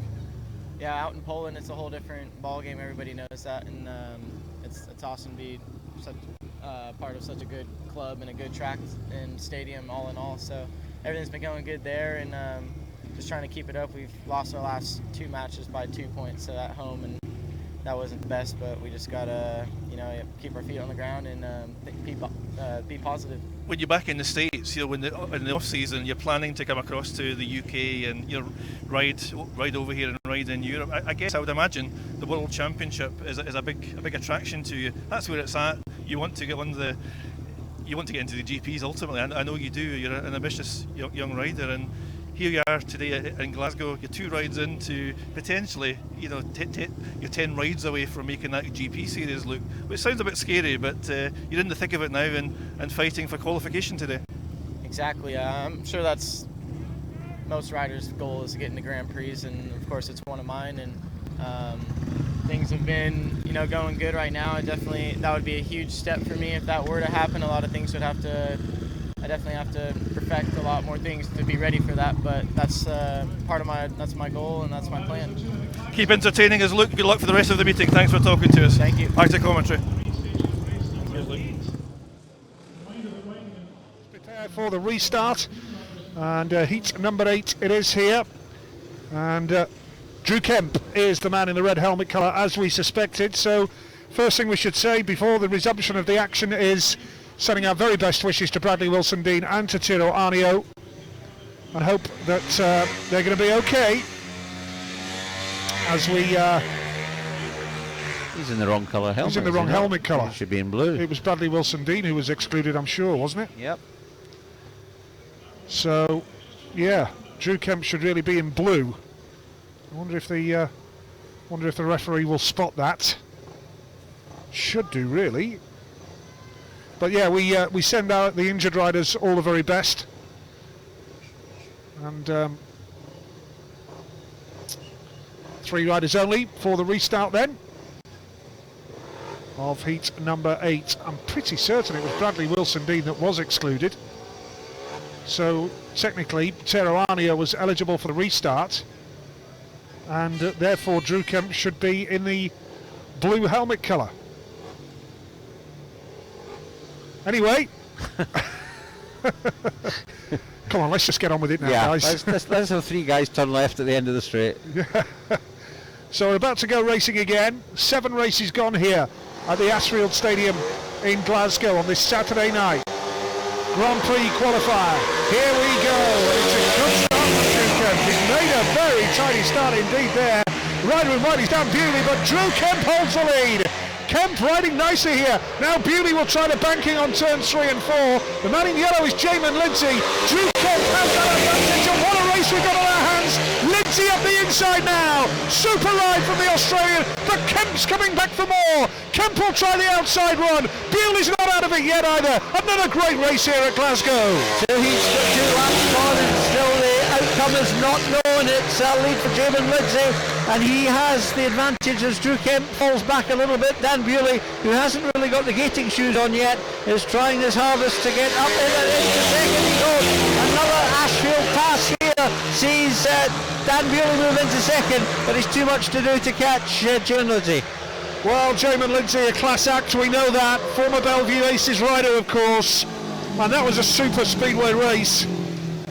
Drew Kemp rode lovely in the first couple of laps there, albeit in the wrong helmet colour. I'm pretty certain about that.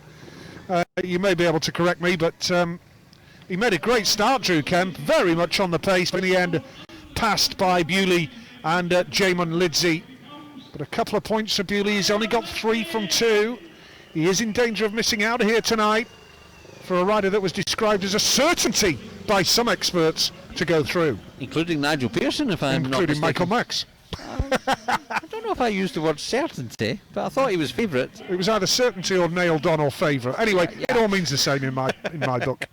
Yeah, and as you watch the race unfold on the stream there, just as it comes to an end, it was another lovely start from gate 1 from Drew Kemp, and it looked as though he was going to have the better, but you could tell, Nigel, that both Jamin and Dan were just that little bit quicker. Yes, the tapes are down and we're ready to go for heat number 9 now, but Jamin Lindsay's got 2 on the trot, so we won't be getting on with it straight away. There will be time allowed, no track work needed because they did that during the delay. And we'll be on to heat number 9 just as soon as we can. But 6 points for Tobias Musielak. He's the pace setter so far here at the Peugeot Ashfield Stadium, and we do hope that you're enjoying our coverage. The delay, unavoidable. The care and attention given to injured riders is absolutely of paramount importance, and we apologise for the delay there. So Jamin Lindsay, Dan Bewley and Drew Kemp. Tiranio disqualified. Yeah, odd. Well, I got it wrong then. Yeah, I think we How all... can he be disqualified? I don't know. I thought that was clearly Bradley Wilson-Dean's fault and he should have been disqualified. Well, anyway. So heat number 9 sees Louis Kerr in the white helmet colour. Another cracking lineup coming up here in heat 9. Luke Becker, Jamin Lindsay, Louis Kerr and Chris Holder. 3 riders on 5 points and Luke Becker on 4. Simon Stead, the GB Speedway team manager, here tonight. And a double-up role. There's a lot of doubling up in Speedway these days, and Simon Stead is the Sheffield Tigers manager and the joint GB Speedway team manager with Ollie Allen. And Simon has made the journey up from his South Yorkshire base to be here tonight. And we'll go with heat number 9 very shortly indeed. But we're up to the 3rd round of heats for every rider now, so the scoreboard's taking shape, Michael. Yep, certainly is, and maybe Dan Bewley will be a little bit fearful at the moment. Charles Wright, another one who's not really got going yet, but you know, if they finish strongly they've got a chance, and that will be their ultimate goal, to make it into the top 4.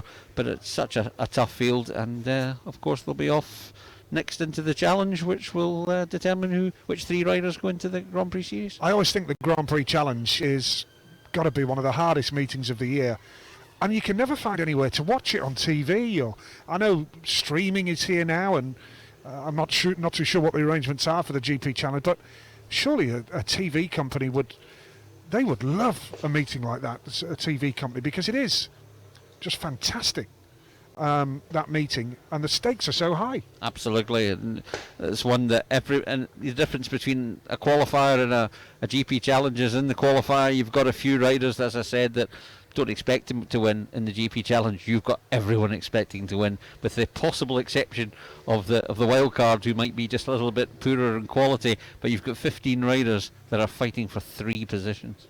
Indeed, yep, real tough one.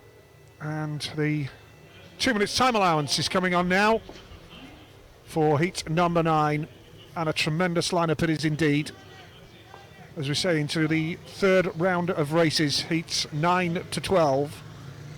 And Luke Becker of the USA, Jamin Lindsay of Australia, Louis Kerr of Great Britain and Chris Holder of Australia. I know we have members of the King's Lynn management watching tonight, Dale Allett and Peter Shrewett. Good evening, gentlemen, and thank you for tuning in to the live stream. Great to see Speedway promoters and team managers watching ultimately their own riders in action tonight on the live stream. Absolutely, because I mean some of them might have wanted to make the journey north to come and support them, but just numbers unfortunately don't allow it at the moment. No room at the inn. Yep, absolutely.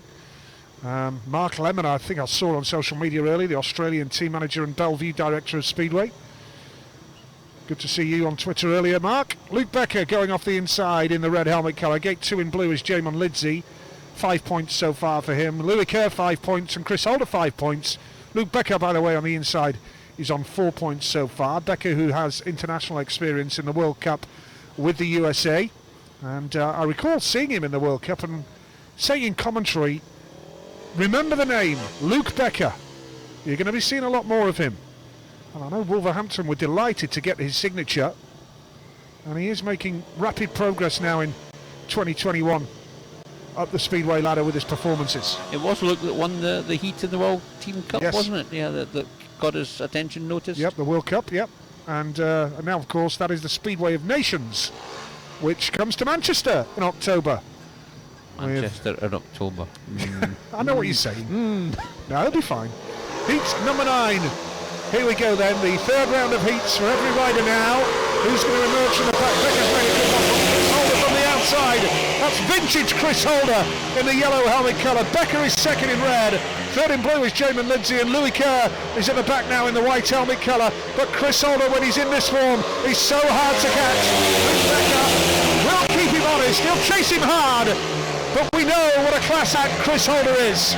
Chris Holder getting to the front and has just managed to keep the opposition at bay. Luke Becker putting in a strong challenge. He's not really making enough ground to be able to put Chris under any severe pressure, although he is just slowly starting to cut the gap as we go into the fourth turn of lap 3. Nigel, is there any hope for the others to catch Chris Holder? I think Chris Holder is too quick here and has got the line dialed in beautifully. He knows every line of this track.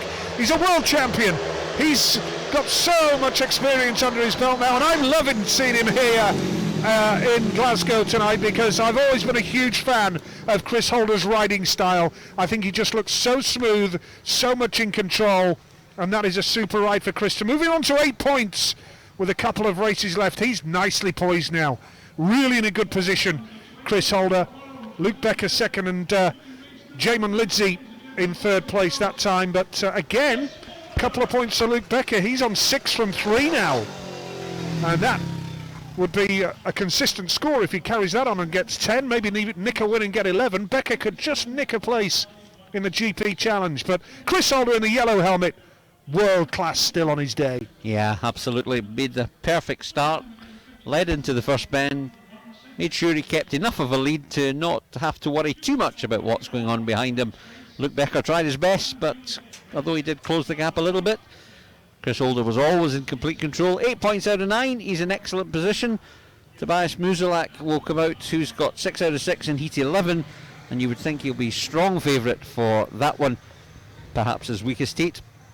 And it's likely he'll go on to 9, but Chris Holder in a time of 57.15. Yeah, nice ride from Chris Holder. Luke Becker was second, Jamon Lidsey was third, and Louis Kerr sadly on that occasion for the Brit, trailing at the back. But my goodness, Chris Holder on his day, he's so good to watch, and every time I see him in form like that, you know, I can still picture Darcy Ward alongside him, the Turbo Twins, round pool. What a golden era that was, and really was great times.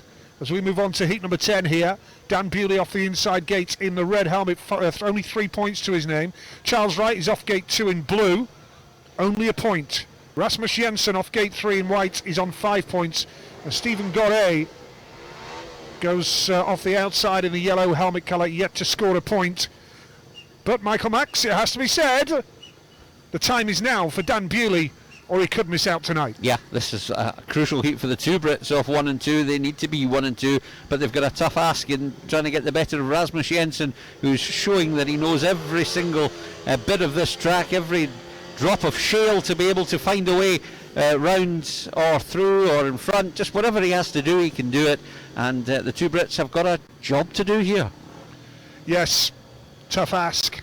As we move on to heat number 10, Dan Bewley off the inside in red, Charles Wright gate 2 in blue, Rasmus Jensen off gate 3 in white, and Stephen Goret goes off the outside in the yellow helmet colour. Here we go, heat number 10, big race for Bewley, pressure on him off the inside gate. Can he get there? He's made it to the first third here. And now Charles Wright tries the inside run on Rasmus Jensen. And the British boys are up top. Golly has packed up. The Plymouth rider has withdrawn from the race with bike problems. But the lead here now superbly is with Dan Bewley in placement. Second place is Charles Wright. And third is Rasmus Jensen, charging down the back straight at high speed. When the Brits really needed it, they produced something very special here at the start of heat number 10, putting Rasmus Jensen to the sword, and he's looking as though he's going to struggle to find a way past Charles Wright or Dan Bewley. Their gating hadn't been up to scratch. It has now, and as they go into the final turn of lap 3, it looks like the Brits have got 5 points between them. Yeah, Dan Bewley needed this, didn't he? He's going to double his score with this race win, and he's looking super quick as well here in heat number 10. Dan Bewley of the Bellevue Aces and of Wrocław in the Extraliga in Poland takes that checkered flag. A much needed victory for Dan Bewley, rider number 12. His score chart now is 1, 2, 3. And he needs a couple more threes, you would suggest, but he made the start here off the inside gate in red. There was pressure on him, knew he had to get there, and he nailed the start. Yeah, absolutely great stuff from the two Brits. They had, if you call it, the advantage of the inside gates. Rasmus Jensen was desperately keen to make a good gate. I just wonder if he was just attention drawn by Stephen Gorry having problems and he was looking away from his machine prior to the start. It may have just caught Rasmus's eye, I'm not sure, but credit to the two Brits. They found the perfect line and length, and Dan Bewley away with 3, 2 and 1. Marvellous line and length. We're talking about cricket again. That was your fault this time. Marvellous line and length, yes. Has it got much turn in the pitch? It was bowling. I could have been talking bowling. Yeah. Anyway, heat number 11, and Tom Brennan will go in the red helmet colour, replacing Tirolano. The irony of all this, by the way, after all the delay, we now have 3 ambulances in the stadium, Michael. Oh right, one has come in. One has come in from outside to take away the whoever needs to be assessed and taken away. So at least the ambulance can stay and we can keep going. Noticed as well now, since the delay, Mika Laukkanen, the referee, is not slow at putting the 2-minute buzzer on after every race, which is like a Grand Prix. They do that in the Grand Prix system. They like to get as I explained to you earlier, they love to get the batches of 4 heats done quickly, move the meeting on, and then, like a 4 or 5 minute grading break. And that's what they'll do here after heat number 12. There'll be more track grading in a couple of races' time. Are the Grand Prix at their optimum? Is there much more they can do to make them better? Oh my goodness me. Why are you asking me that? Is that a heck of a question? Well, I've got a race to concentrate on here, 8-11. Get thinking. Mate, we could talk all night about how to make Speedway better, couldn't we? Not so much Speedway, just the Grand Prix. But just get thinking in that one. Okay, I will. Right, heat number 11. With Tom Brennan off the inside in red. Tobias Musielak gate 2 in blue. Brock Nicol gate 3 in white. And Lasse Fredriksson going off the outside gate in yellow. We wish Tirolano all the best, of course. It's now Tom Brennan's second outing of the night. Great experience for the young British rider. Here we go with heat number 11. And they're away first time of asking, and there's Musielak again. No major surprise that the pole is there. Brennan is there. Watch out for Nicol in white now. What can the American do? The Glasgow and Wolverhampton rider in the white helmet colour. Brennan is a good rider though. He'll make it hard for Brock Nicol. Tobias Musielak is kicking on here. Absolutely flying. He's owning this race once again. And it's looking as though Tobias Musielak is going to be 9 points out of 9. And in the lead at the top of the charts, that's a little doubt that's all the remains. But Musielak, he just looks an absolute steel on that bike. He just looks as composed and as calm and as refreshed as you possibly could. And he leads the last lap without any trouble from Brennan, who, as I said, in practice looked very quick. He's ahead of Brock Nicol and Lasse Fredriksson at the back. Well, it's going to be 4 points from 2 rides for the young reserve. Tom Brennan not out of place in this meeting, which is great to see for young Tom. And Tobias Musielak absolutely flying. Toby, as they know him at Swindon. And riding Brady Kurt's equipment tonight. And no doubt there'll be a few text messages later between BK and Tobias. Know each other from the Polish league pretty well. What a start from the pole off gate number 2 in blue. Absolutely nailed it. into that first turn. As he has done most of the night, to be fair. He's looked absolutely terrific. Tom Brennan did kind of got level with him as they came out of the second turn, but all the pace and all the speed was in the bike of Tobias Musielak, and into the lead he went, and again very untroubled. But he's got some tougher heats to come. That would be one of his, he would on paper look at that as one of his easier ones. So I suspect that he's got his eye on his final 2 heats as being a lot tougher. Well, heat number 12 coming up now, and inevitably we will turn again to a young reserve in Drew Kemp in the blue helmet colour. It's a good job the reserve boys turned up, because they're being called on regularly tonight. This will be Drew's second ride, and he'll fancy his chances of being at least in the mix here. You know what I think tonight, especially with Lewis Kerr as they were, I think both riders had a real desire to be here, because there was every chance Lewis could have struggled in practice. That's a great point. Great point. He wasn't to know how he was going to react, was he, Louis? And it's good to see that he's got 5 points from 3 rides. He may not make the cut, but the burning question then is, will Louis have a reaction, or will he be able to ride for Eastbourne and Kings Lynn pretty sharpish going forward, or will he still need a couple of weeks off? That's the burning question for Kings Lynn Stars and Eastbourne Eagles, as we build up to heat number 12 here now, and this will complete 3 rides each for all the riders in this meeting, apart from those of course that are ruled out because of the injury situation. Got to feel terribly sorry for Bradley Wilson-Dean, coming all the way from New Zealand to ride in this meeting, and touches the tapes, then crashes. It's awful for him. Max Rummel off the inside. It's Drew Kemp going off gate 2 in blue. Eric Riss goes off gate 3 in white, looking to build on his win last time out. And Nikolai Clint is off the outside gate in the yellow helmet colour. Clint on 4 points from 2 rides. Really is getting down to the business end of the meeting when it comes to qualification. Yeah, you look at the score after 12 heats. That's a great point when you want to do it. You can be in contention at 12, but you can be and stay in it, but you can be out of it at this point. So you have to keep the points rolling in, and we'll have a much better gauge after the seat as to who our 4 may be. So here we go with race number 12 here at the Peugeot Ashfield Stadium in Glasgow. Tapes rise. Drew Kemp has got away in blue. The talented young British rider has got the lead early on, but charging up the inside, Eric Riss. And there is Nikolai Clint in yellow as well. Very tight on that bottom turn. Kemp's just lost a bit of speed and has been passed out by the right red. Max Rummel. But this is a good race developing here. Eric Riss in white, Nikolai Clint in yellow. They need the points here, Michael. Yeah, and it's a real battle royale for the lead. Eric Riss holds it at the moment, but Nikolai Clint is putting all sorts of pressure on him. He does look as though he might be a bit quicker, but can he find the necessary route past the German?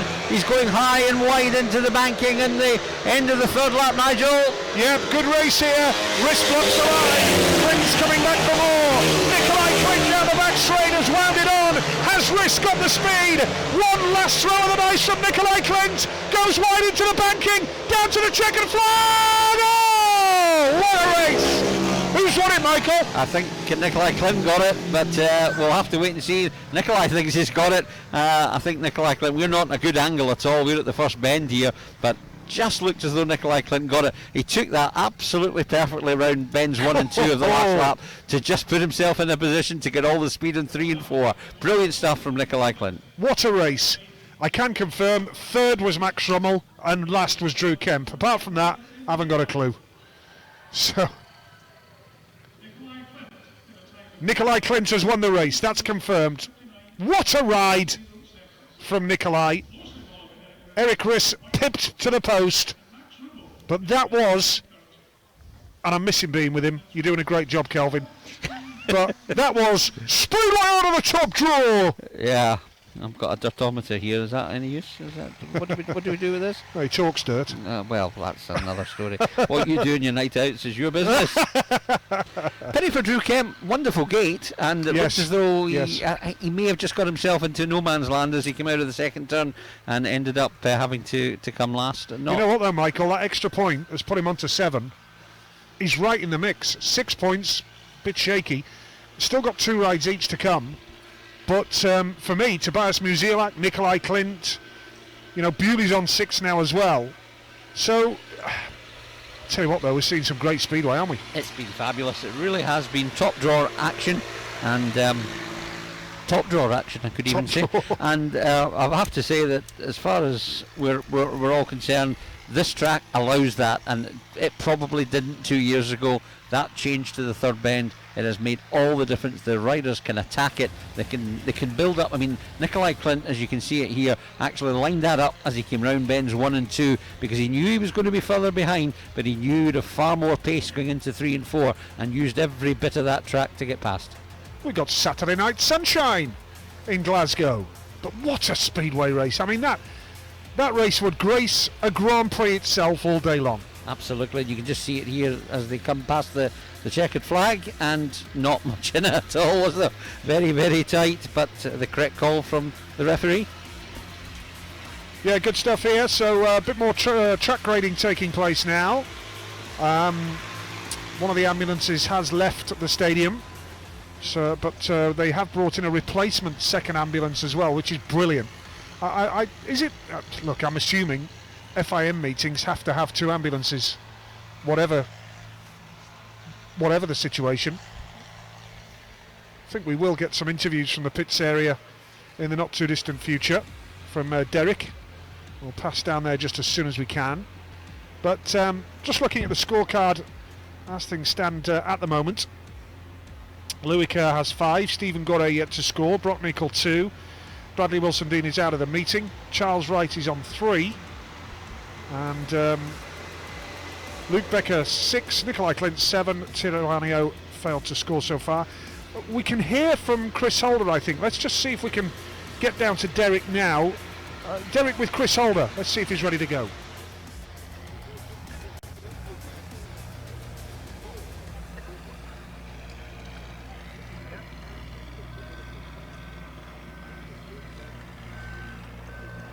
Welcome back to the pits, and welcome to sunny Glasgow. It is literally sunny Glasgow. Chris Holder, 3 rides into your programme tonight. Surely you're going to agree with me, things are going okay? Yeah, whenever you're winning a couple of races, it's always going good. So still 2 more to go. Anything can happen, track's really good. Gates are a bit tricky, and definitely the outside's definitely a bit tougher than the rest, and I got another one coming up. So hopefully just do the same as before and get it to the first corner and get out of there, hopefully.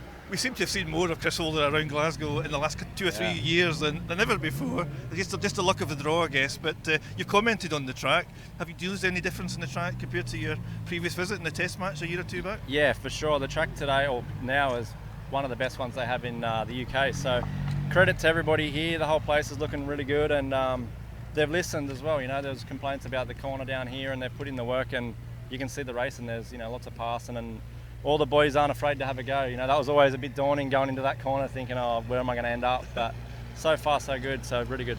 Remarkably, Chris, 9 years since you stood on top of that podium and lifted that World Championship trophy. Tell us though, the desire doesn't weaken, does it?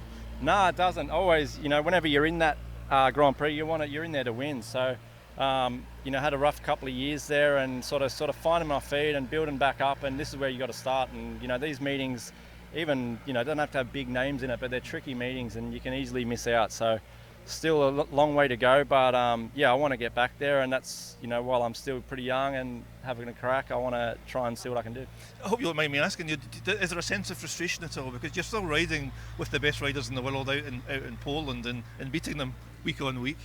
A little bit, but I know myself I'm not at that level at the minute, and I know there's work to be done. So it's not just riding, you need the equipment, you need the backing, you need a lot of things, and it all adds up. And I'm literally starting not at the bottom, but starting a fair way down the ladder, and just want to chip away at it and see, more of a test to myself if I can get back there or not. So that's the plan. And true to form, Australia still producing lots of young rider talent. A word on Jamin Lindsay, who's really impressing tonight. Yeah, Jamo is one of our young up and coming guys. World Junior Champion last year, or the year before, not sure what year. And riding awesome. He's based out in Poland, from the Lee Adams school, I suppose you could say. He's from down that way, and we have a good junior program, and lots of kids. So there's always a couple that pop out, and he was probably the last one of the group, and now there's another group coming. Chris Holder, great to see you and scoring so well. Keep up the good work. Thanks, mate. Good luck. Cheers. Thank you. Back to commentary. Thank you, Derek. Yeah, good to see Chris Holder riding so well here. Robert Lambert's qualified for the Grand Prix Challenge, we're told. Congratulations, Robert. It's good to see. And all 4 qualifiers taking place today. Chris Holder doing slightly better than his brother Jack, has to be said. Track grading taking place here, and we'll be on with heat number 13 very shortly. Nikolai Klint, Dan Bewley, Lasse Fredriksson and Louis Kerr. But Tiro Arnio off to hospital as a precaution with a headache and whiplash. So here's the standings. Tobias Musielak, immaculate, 9 points so far. Chris Holder 8, Nikolai Klint 7. So they're the top 3 clearly at the moment, but 4 go through. And just below them you've got Bewley, Jensen, Lidsey and Becker. I'll tell you what, this is going to go down to the wire. We could end up with runoffs here. I suspect we probably will. It's so tight. I mean, the 5s can't even be ruled out. Although you see Tom Brennan before, he can't qualify because he needs to be in the meeting as a whole. He can't come in as a reserve and qualify. But everyone from 5 up, Eric Rist right up, has got a chance. So it's nicely poised with 8 races remaining. So all we've got left now, 8 races remain here at the Peugeot Ashfield Stadium. And wishing both Tiro Arnio and Bradley Wilson-Dean all the very best. 2 hours into this show now, and we did have that delay, but keeping our fingers crossed that everybody is going to be okay from that. They are continuing to put a bit of water down because it can get very dusty here at Glasgow, where we are, particularly in our commentary position. But I'm not asking for sympathy because you're getting none. I'm in a privileged position. Michael Max and myself are in a privileged position in a great view overlooking the first turn. It's absolutely fantastic. The only thing missing is the fridge. Depends what's in the fridge, to be fair. I'm a bit thirsty at the moment, Michael. Have some water. I was thinking something stronger. You're driving. I am indeed. That's a very good point, well made. Scottish driving drink driving limit is a lot lower than the English one. But I know a very good taxi driver. Yes, you do. I think I might even have his number. Yes. So heat number 13 coming up here.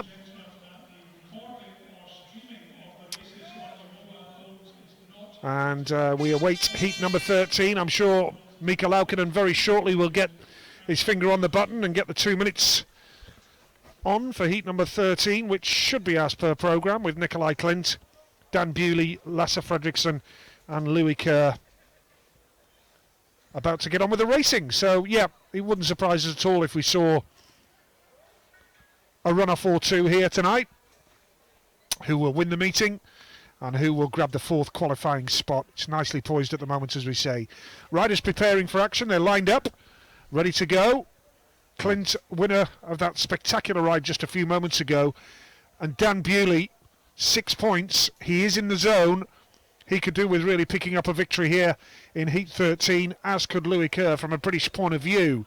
So the stakes are high here. It's a big race coming up, Michael. Yep, and as you've touched it, it's about timing as well. Dan Bewley didn't have a good start, but he may just have found form at the right time. Stevie Lawson will be helping him to get the right setup, and if he comes away with a victory, he puts himself in a really good position to qualify for the Grand Prix Challenge. Clint on 7, Bewley on 6, Kerr's on 5, Fredriksson too far away now on 2 points.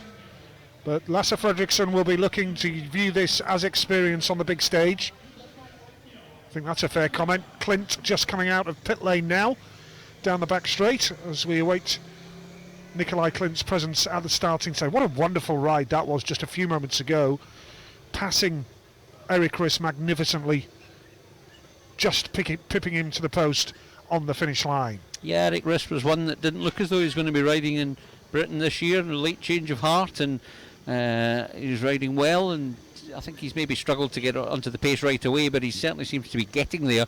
I know he rode for Birmingham against Glasgow a week or so ago and did well, so he seems to be sorting out his issues. Nikolai Klint, Dan Bewley, Lasse Fredriksson and Louis Kerr across the grid. Yeah, let's hope that Eric is back riding for Birmingham very soon. They've got issues with admission procedures in terms of Perry-Barr Stadium. They have a very, very large section of an older generation that don't like using computers. I believe at the meeting against us there was 150 turned up. that couldn't get in. 100, in the region of 150 turned away because they weren't allowed to pay cash on the night. And they're not on social media. They don't like computers. You know, it's a relevant point, and it's not just Birmingham, by the way. But anyway, that's another discussion for another day.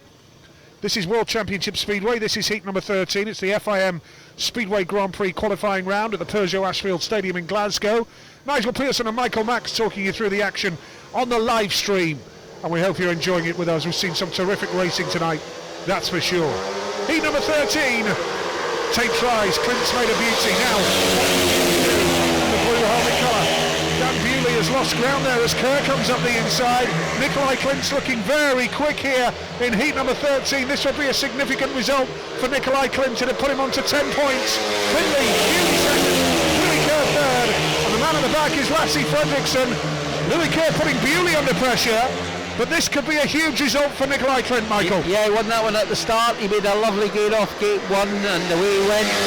That really didn't take the best line to try and find a way to pass Klint, and had to really battle hard to keep Louis Kerr behind him. He is gaining ground now. He is taking it hard and fast round the third and fourth bend into the last lap. We've got a heck of a race on here. Dan Bewley is right at the exhaust pipe of Nikolai Klint, who's looking left. But it's Bewley who's going to come into the dirt and do what Klint did in the previous race. Nikolai Klint in red. That was an intelligent ride by Klint because he went high into the banking, which is where it worked for him in the previous race, and that blocked any chance whatsoever of Dan Bewley coming round him. Nikolai Klint moves into double figures. It's 10 points from 4 rides now for the classy Danish international, and what a start he made. Second place Dan Bewley, and third was Louis Kerr, who moves on to 6 points. But into double figures, Nikolai Klint goes. He's one of these riders that you can't help liking. You know, he's as we've talked before, a thoroughly professional campaigner. He knows exactly what he's got to do to get himself into the zone. He's professional. His professionalism with machinery and approach is top drawer. And he's a nice lad. He's one that you just can't help thinking, you know, you deserve a little bit of success. Yeah, I'd agree with that. 10 points, Nikolai Klint. He's almost there, isn't he, Michael? Just about, but he would probably need a couple to be 100% sure.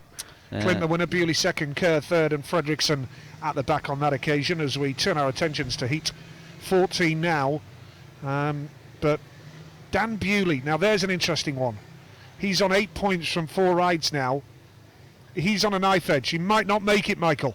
Yeah, it's pressure. He would have the extra point would have helped him. He's got to go up against Max Rummel, Brock Nickel, and Luke Becker in his last outing. He's going to have to win that one and just hope other things fall for him. And it may have to be that he might have to go to runoff. Yeah, that's going to be tense, isn't it? Placing the Grand Prix challenge on the line in a runoff. Yep, absolutely. That's pressure for you. That's pressure. Yep.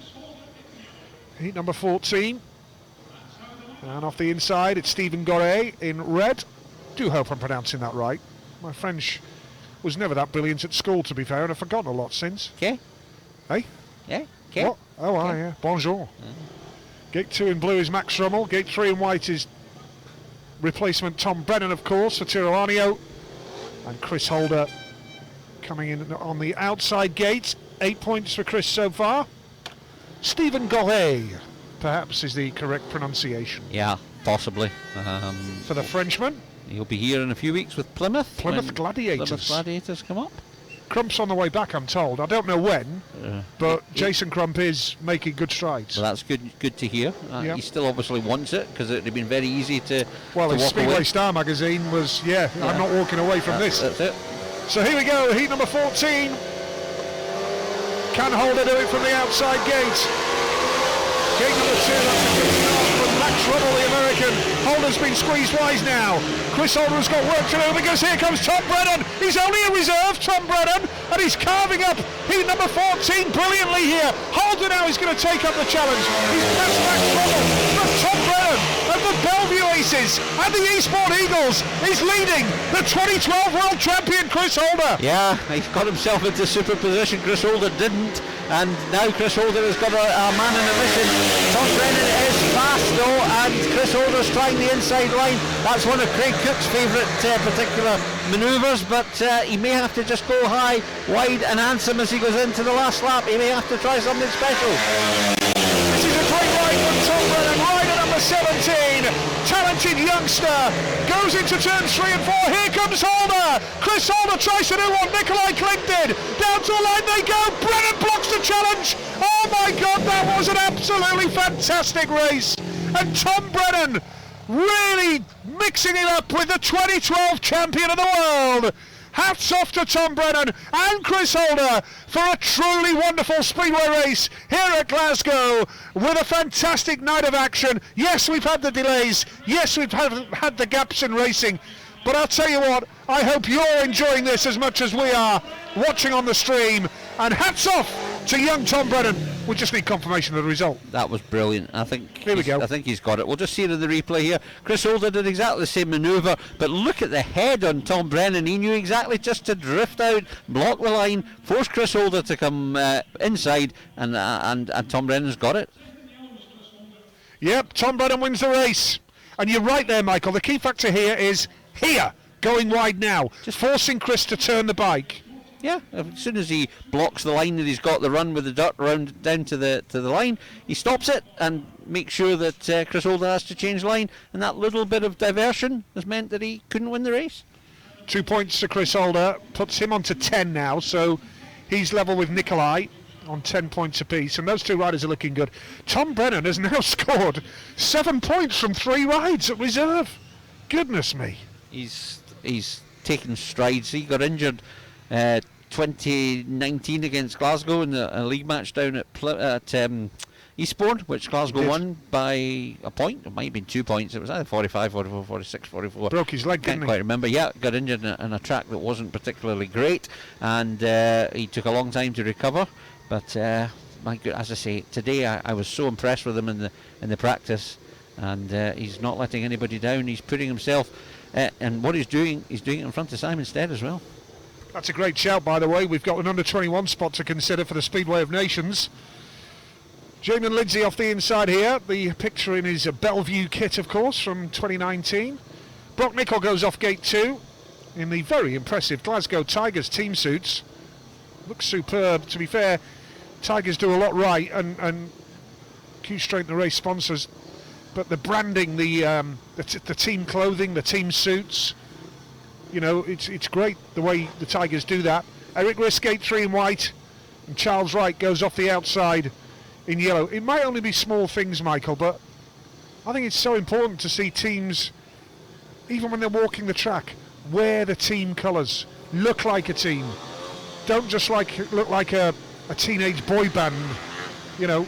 One of the things they did was take the riders away on boot camp. Basically, they've done it for the last few years now. They go away and they earn their dinner. So here we go with heat number 15 then. Which way can this one go? They're away from the start first time, and Eric Riss is very good one. David Lindsay's there though in the red helmet colour. The Australian has the advantage right now. Riss has got speed. Riss has got speed in white. He's going to try the banking round the outside here. Can he come around the outside of Jamin Lindsay? Has he got the speed? No, Lindsay blocks it. Great move from Jamin Lindsay. Lindsay holding the line. Riss now high and wide. That almost allowed Charles Wright the opportunity, but this is a good ride from the Australian World Under-21 champion. Yeah, he's riding again, very sensible, very clever line. And all of a sudden Eric Riss has got Charles Wright on his inside, and he's going to just close that door on him and move into second place and start the charge, because Charles Wright simply has to win this. Yeah, but Jamin Lindsay has got too much in the tank here, really. World Under-21 champion looking superb down the back straight. Jamin Lindsay of Australia. One last go here from Charles Wright in the yellow helmet colour. Can't quite get there. Great effort though. I mean, we are seeing some fabulous speedway here tonight. Jamin Lindsay had to work so hard, and Charles Wright passed Eric Riss. And we knew it was going to be tough for your boy Brock Nicol tonight, Michael. And so it's proved to be in a meeting of this standard. Brock's still very early in his career, isn't he? It's a very early stages of Brock's professional career, that's for sure. He'll be disappointed because he will, yeah. Because he was last year he rode in this, or 2019 he rode in this meeting and scored I think 7 points or something of that nature, and he looked the part, and that was part of the reason why Glasgow were quite taken with him. And when we started conversations with Brock. It was about what he wanted to do with regards to his learning, and that's why he's at a big fast track here at Glasgow and a smaller, tighter, more technical track at Wolverhampton. It's based on getting the best out of his knowledge and learning. Absolutely. So Jamin Lindsay the winner, Charles Wright second, Eric Chris third. Now means that Jamin Lindsay has moved on to 9 points, by the way, so he's well and truly in the mix as well. And with Chris Holder and Nikolai Clint on 10 points apiece, Jamin Lindsay is on 9. Dan Bewley's on 8. Charles Wright there just moving on to 5 points with that second spot that he picked up in that race. Brock Nicol out of contention, won't make it now. He's only got a couple from 4 rides, but look at the lineup here for heat number 16. This is a tasty one. Tobias Musielak going off the inside gate in the red helmet. Gate 2 in blue is Luke Becker on 6 points, the American. Gate 3 is Drew Kemp replacing Bradley Wilson-Dean.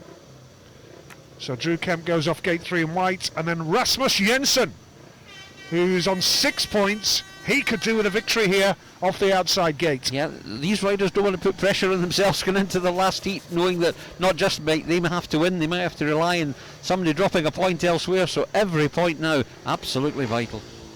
Yes, after this race there will only be 4 races remaining, plus any runoff that may be necessary to decide qualification. Top 4 qualify for the Grand Prix Challenge in Zanovica in Slovakia. Well done. On August 21st, and we do have places in our programme reserved for runoffs to decide for placings if absolutely necessary. So 5 heats remaining here, plus any runoffs that we have after that. And this is a really good lineup, really excited by this race. Musielak unbeaten, the brilliant American Luke Becker, talented young Brit Drew Kemp, classy Dane former Glasgow rider Rasmus Jensen. Here we go, heat number 16, and Musielak, Tobias Musielak on the inside, Rasmus Jensen in yellow, and now Musielak's going to try and nip up the inside. Good move from the pole. Jensen spots the opportunity to cut back up the inside. Musielak leads, Rasmus Jensen second, Luke Becker third. Becker's coming up the inside now, down the back straight they go, wheel to wheel. Wonderful speedway here at the Peugeot Asphalt Stadium. Yeah, Tobias Musielak put under some pressure, but he responded brilliantly. Rasmus Jensen is having to battle hard to get Luke Becker off his tail, but he is managing to do that and open up a little advantage for 2 crucial points, which would give him a chance going into the last heat, or his last heat. But it's Tobias Musielak, not one that I particularly thought could win this meeting, but it looks as though Nigel is going to go through the card. Tobias Musielak is on the verge of 12 points out of 12. Surely he's going to Slovakia now. Surely he's booked his place in the top 4 tonight. 12 points for Tobias Musielak, and a wonderful race with Rasmus Jensen there. Luke Becker came back for more as well. Tell you what, Michael, I don't think I've seen a meeting like this around Glasgow. It's only half a dozen times that I've been here down the years, but I have loved absolutely every minute of this. It's great stuff. It's been tremendous, and I think perhaps more than 8. I think I said 8 at a chance, and it's maybe 9, maybe 10 that have ridden as though it really depends on their every point gives them an opportunity to progress. And well, it's made for some fantastic racing. They have so much faith in the track, which makes such a massive difference, and they are thrilling us each and every heat.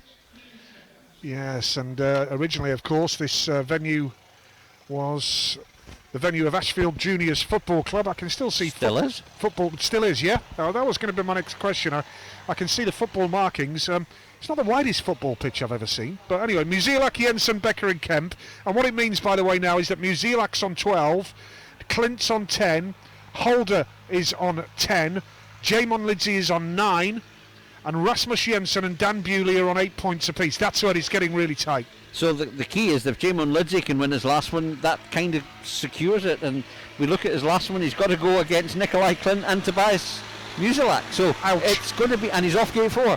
Ouch. So it's not going to be easy for Jamin Lindsay, but he's put himself in a position where one good heat will take him into the Grand Prix Challenge. Yes, absolutely. So It's nicely poised here, folks. Hope you're enjoying the action here with us at the Peugeot Ashfield Stadium. Of course, we did have that pretty lengthy delay for Tiro Arnio and Bradley Wilson-Dean. And we sincerely hope that the boys are going to be okay. Chris Older is the easiest of the 4 remaining heats. He would fancy his chances. He goes up against Charles Wright, but the other 2, I think, well, again, I say that, they could have Lassie Fredrickson and possibly one of the reserves. That might be Kemp, because I think... Well, it's going to be Brennan in heat 17, yeah, isn't Brennan it? will come in first, yep. And then it will probably be Kemp in heat 20, depending on any tapes exclusions. That's it, yes. So it's so much to race for in the remaining 4 heats. Got a good view of the Ashfield track from those flats, haven't they? Yep, no. Yeah, good stuff. Springburn at its finest. Yes. But yeah, it's a terrific venue here, Ashfield. I was very fond of Shorefield.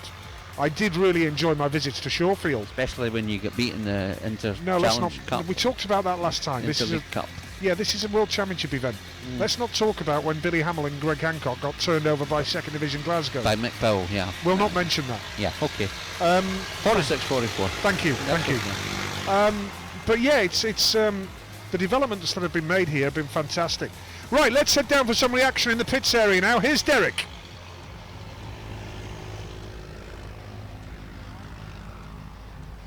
Thanks, welcome back to the pits. I'm with the unbeaten and very smiling Tobias Musielak, who's very kindly taken time out to speak to us. Tobias, your first time ever racing in Scotland, racing in Glasgow. You must like this track. I enjoyed the track because I know from YouTube videos that the track is perfect to race, and I was very positive before the meeting. Thanks to Brady Cass for the renting the bikes. Actually, the engine is flying, so I'm just dropping the clutch on the gate and going in front of mine, in front of the. So you've borrowed some machinery today from Brady Kurtz, and today your job is easy. You just have to let go of the clutch and ride 4 good laps. Yeah, as I said before, I was very positive. I landed at Luton at my friend's Marcin. Probably he's watching, so Shema Marcin. So yeah, we have landed yesterday, and today in the morning we flew from Luton to Glasgow. I didn't practice because I was sure that the track will be my partner. Yeah. So yeah, I think it's a good racetrack and I really love it. And do you miss racing in the UK? We're used to seeing you racing for Swindon. Alan Rossiter is here in the pits tonight to surprise you, but do you miss racing in the UK? Yeah, of course. That's a no pressure racing. We have a big pressure in Poland, so it's like a different kind of speedway here in England. So yeah, I'm missing very much. Swindon doesn't race, second season in a row, so still waiting for Swindon. Maybe I will be back at the Abbey. It's great to see you enjoying your speedway. Great to see you enjoying your speedway here in Scotland. Keep up the good work. Good luck for your last ride, Tobias. Thank you very much. Back to commentary. Thanks, Derek. Yes, as we build up to the final 4 heats, it is very, very tight indeed. Leicester, by the way, have beaten Redcar in the championship tonight at the Beaumont Park Paul Chapman and Sons Arena, and we've got another update from meetings elsewhere tonight. Here is Michael Max. Thank you very much, Nigel Pearson. Terenzano is qualifier number 3, and they're all at the stage of having ridden 2 heats, and 2 have 6 out of 6. One is Piotr Pawlowski, and the other is a Glasgow asset in the shape of Anders Thompson, who has 6 out of 6. Patrick Dudek, of course, who very nearly won the World Championship, 5 points for him. Adam Ellis won his first. He's got 4 points from his 2 rides, so he's still very much in the hunt. Big names though, it's a tough field, that one. Max Frick has 3, Mikael Mikkelsen has 3, who else have we got? Kai Hickenbeck has 4, Jakob Thorsell has a couple of points, so that's a tough one. Yeah, they do start later in Italy, don't they, in Terenzano, because of the temperatures over there. So running slightly later than we are here at Glasgow. We've made up time, haven't we, Michael? Because from the crash a little bit earlier with Tirranio and Bradley Wilson-Dean at Heat 8. The last 8 heats, they've managed to catch up pretty well. Yeah, it's always the case. If you get a clear run of heats without any problems, the referee keeps it moving, and it's all worked out nicely. Thankfully, it's a nice night, so we're able to continue racing, and the crowd don't mind it. Bit of a chill in the air, but What? Well, it's nothing for Glasgow, is it? I suppose. Yeah, It's warm. Yeah, just temperature's just dropping slightly now, as we see confirmation there that Tom Brennan goes in blue here in heat number 17. What a feather in his cap to get a win for young Tom. Now 7 points from 3 rides. I mean, that is brilliant. His family should be very proud of him. It's fabulous to see. Yep, and of course riding for Eastbourne, isn't he? Eastbourne Eagles and Bellevue Aces. And Eastbourne here on Friday in the Championship League, and Tom Brennan will be here, and the stream will be available if we're still. In fact, we'll be probably back down in crowd numbers again next week to the 250, because we've had special permission to increase them for tonight because it's an international field, which we won't get next week probably. So am I allowed to say what I really think? You can say what you want. I think you can guess. Right, the standings. Musielak 12, Clint and Holder 10 apiece, Jamin Lindsay 9, Dan Bewley and Rasmus Jensen 8 points apiece. That's nonsense, Michael. I know. I mean, I'm looking here tonight now. That back straight over there. It's perfectly socially distanced. Perfectly distanced. No problem whatsoever. I don't. We're outdoors. We're told to go outdoors, aren't we? And enjoy ourselves. We're in the open air, the fresh air. I'm sick of it all, mate. I know, but we're nearly done. We're nearly done. But the stream will be on next week, of course, and it may be that we'll keep it going, just depending on what the situation is with regards to numbers, and we'll certainly keep trying to provide those that are unable to attend a service to keep watching the Speedway Live. If you're enjoying this stream tonight, confirmation, it is available again this coming Friday for the Eastbourne meeting. Keep checking the link during the week. Order your pass. With restricted crowd numbers, Glasgow Tigers are continuing with this live stream service next Friday, so why not order yours and enjoy the action. Hats off to the Glasgow management for continuing to do this to make the action more widely available. Lewis Kerr off the inside, then it's Tom Brennan off gate 2 in blue. Gate 3 in white is Rasmus Jensen, and then it's Eric Riss going off the outside with his final race of the evening for the Kings. Well, it's the final race for 3 of these riders tonight: Kerr, Rasmus Jensen and Eric Riss. Jensen needs points. Needs all 3. Yes. In the white helmet colour. And it won't be easy for him, because he can see that the man inside, Tom Brennan, has won his previous ride. It would be ironic if Tom Brennan scored enough points to qualify but couldn't go through because he's a reserve. Anyway, heat 17 it is then. Big race for Jensen off gate 3 in white. What can he make of it here? It's a good start from Tom Brennan in blue. Jensen needs to get the drop here in white. Brennan again! Absolutely magnificent, but Jensen will try the inside run. Good ride from Rasmus Jensen. Got the speed down the back straight, but Brennan's coming back for more! Brennan returns the compliment. Jensen needs to win the race. Third is Eric Riss. Louis Kerr is at the back, and Jensen has got it all to do to pass the talented young British rider. Quite incredible. Rasmus Jensen thought local track knowledge and won him the award, and now he's back up on Brennan, and he's going to, knowing that he has to win the race, has taken back control of the heat, and Reed's going into lap 3 is down the back straight. Tom Brennan not done yet, but it's Rasmus Jensen, the Tigers' favourite, who is giving himself a chance as they go into the last lap. Rasmus Jensen has ridden his socks off here in heat number 17 to get to where he's needed to be. Rasmus Jensen of Denmark, former Glasgow rider, a league title winner with Swindon Robins in 2019. He takes 3 points, and that is huge for Rasmus Jensen, rider number 15 if you're feeling your programme in.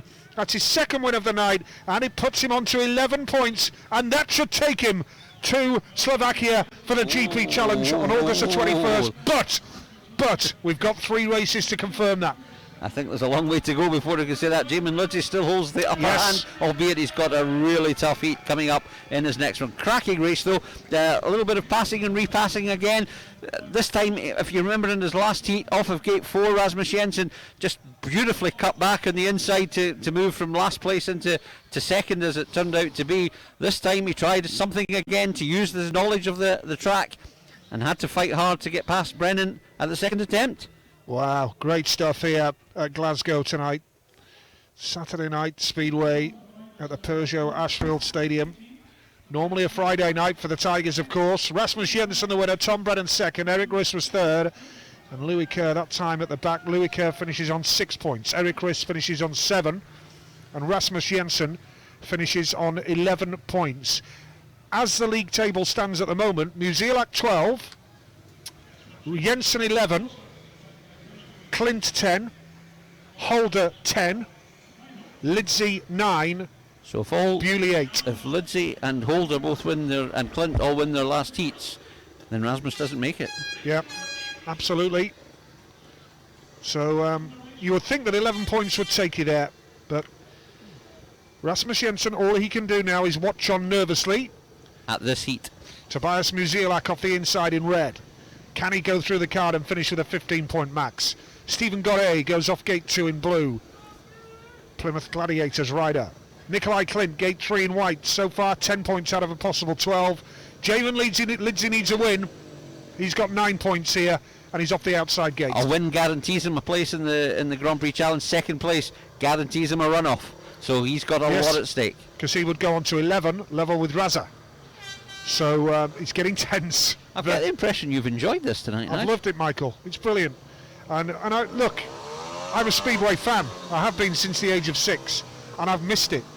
I know I've done 3 meetings with the Eurosport guys now. I did your meeting up here against Kent. I've been to some practice sessions, but I've loved it. And, you know, I love doing this every bit as much as I love doing the TV on the darts and the radio on the football. It's just brilliant. Love it. Absolutely love it. So here we go with heat number 18. Great start from Clint. Nikolai Clint gets there in white. Musielak is second in red. Now what can Jamin Lidsley do in yellow? Lidsley's got it all on here because he's being blocked by Clint and blocked by Musielak. Musielak wants to win the meeting. Nikolai Clint in white here. This will put him to 13 points. And Tobias Musielak is really going for it. Charges round the outside. Tobias Musielak of Poland. What a ride. What a performance. This will put him on 15 and a maximum. Second place Clint. This will put him onto 12. And it looks like Jamin Lidsley could be suffering disappointment tonight. It does look like it. It's up to Chris Holder now to help Jamin Lidsley at his own expense. But Tobias Musielak has thrilled the crowd tonight. There may only be 650, but everyone will be in awe at the pole. Tobias Musielak completes a 5-ride 15-point maximum. That is a stunning effort from Tobias Musielak of Poland. Congratulations to him. He wins the FIM Speedway Grand Prix Qualifier at the Peugeot Ashfield Stadium here in Glasgow. And Nikolai Clint with a second place as well puts him on to 12. So it's a 15 maximum for Tobias Musielak. Rider number 9 on your programme goes through the card. I didn't expect that. Nikolai Clint as well, rider number 7, finishes on 12 points tonight and has done it the hard way. Has really ridden the hard way tonight, Nikolai Clint. And Jamin Lidsley finishes on 10 points. His score is 10 now, the World Under-21 champion. So the live league table, as I like to call it, the top end of the table now. Tobias Musielak, 15-point maximum, wins the meeting. 12 points, Nikolai Clint. 11 points, Rasmus Jensen. 10 points, Jamin Lidsley and Chris Holder. So by my reckoning, a point will do it for Holder. Yep, but 3 points will bring into it Dan Bewley. If Dan can get 3, that will take him on to 11. Level with Rasmus, and it may lead to a Bewley Jensen runoff for 4th. Yes, indeed. So it'll be Musielak, Clint, Holder, 1, 2, 3. and then it would leave. Wow. it could leave that. If Dan Bewley can win this up-and-coming heat where he goes in blue against Brock Nicol, Max Rummel and Luke Becker, he's got 3 Americans who are going to be on his tail. He should win this race on paper. Luke Becker could do it, yeah. He should beat Brock Nicol and he should beat Max Rummel, but if he doesn't beat Luke Becker, it's the end of the road for Dan Bewley. Yep, it's very tense and tight now. Cracking stuff though, isn't it? Lindsay finished third, didn't he? Yes. Yes. Gorey retired, wrong way round. Yeah, Stephen Gorey retired in that race. Jamin Lindsay did finish third, so Jamin finishes on 10 points tonight. Oh, it's competitive, isn't it? Real competitive stuff out there.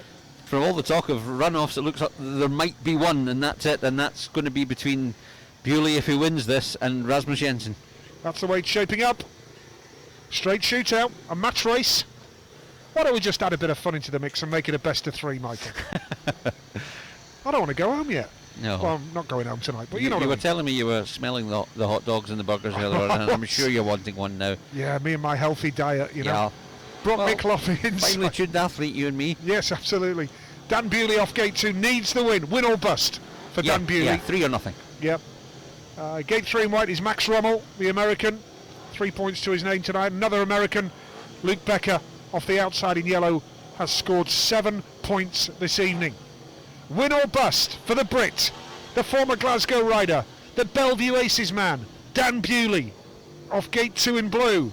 There'll be a few nervous Bellevue fans watching the stream, I've no doubt about that. Urging Dan Bewley on here in heat number 19. Pressure on, win or bust for Bewley in blue. And it's a great start for the man in red from Nicol. Now what can Bewley do? Bewley's got to chase hard after Brock Nicol here. He's got the speed, I don't think there's too much doubt about that. Nicol has the lead, but holds the inside run. Here comes Dan Bewley around the outside. Dan Bewley, can he get there? Just about gets the top boy into lap 2. Bewley has the lead. This would put him on 11 points if he can pull clear now. Luke Becker is third, and it looks very much as though Dan Bewley is just about going to do enough and take us to a runoff for a place in the challenge. He's not shaking off either of the 2 Americans. The 2 Americans are putting pressure. Luke Becker in the inside. Brock Nicol maybe just falling away on the outside, but it looks as though Dan Bewley has done enough to keep British hopes alive as he goes into the last lap, knowing if he holds on, he's guaranteed a runoff. Dan Bewley hanging on by his fingertips here. Brilliant ride in the end. He didn't make the start. He's going to have to do better than that at a runoff. But Bewley's done the business. He's done what he needed to do. 3 points. Puts him on to 11. And a good effort from Luke Becker. I do wonder, you know, one more lap. Would Luke Becker have got a little bit closer and made it a nervy, edgy end for him there? But Dan Bewley off blue didn't make the start. We see Brock Nicol in red. Made a beauty. But Bewley had to work hard and managed to get there in the end and pull clear. Good speedway again we've seen there in heat number 19. Couple of points for Luke Becker for the USA, but alas, he hasn't won a race tonight and he finishes on 9, so not far off, but 9 points leaves him just short. Why was he not in the original lineup for the... Because there was an Argentinian space. Right, but why was he ahead of Max Rummel? Was that something to do with the qualification? Don't know is the true answer to that.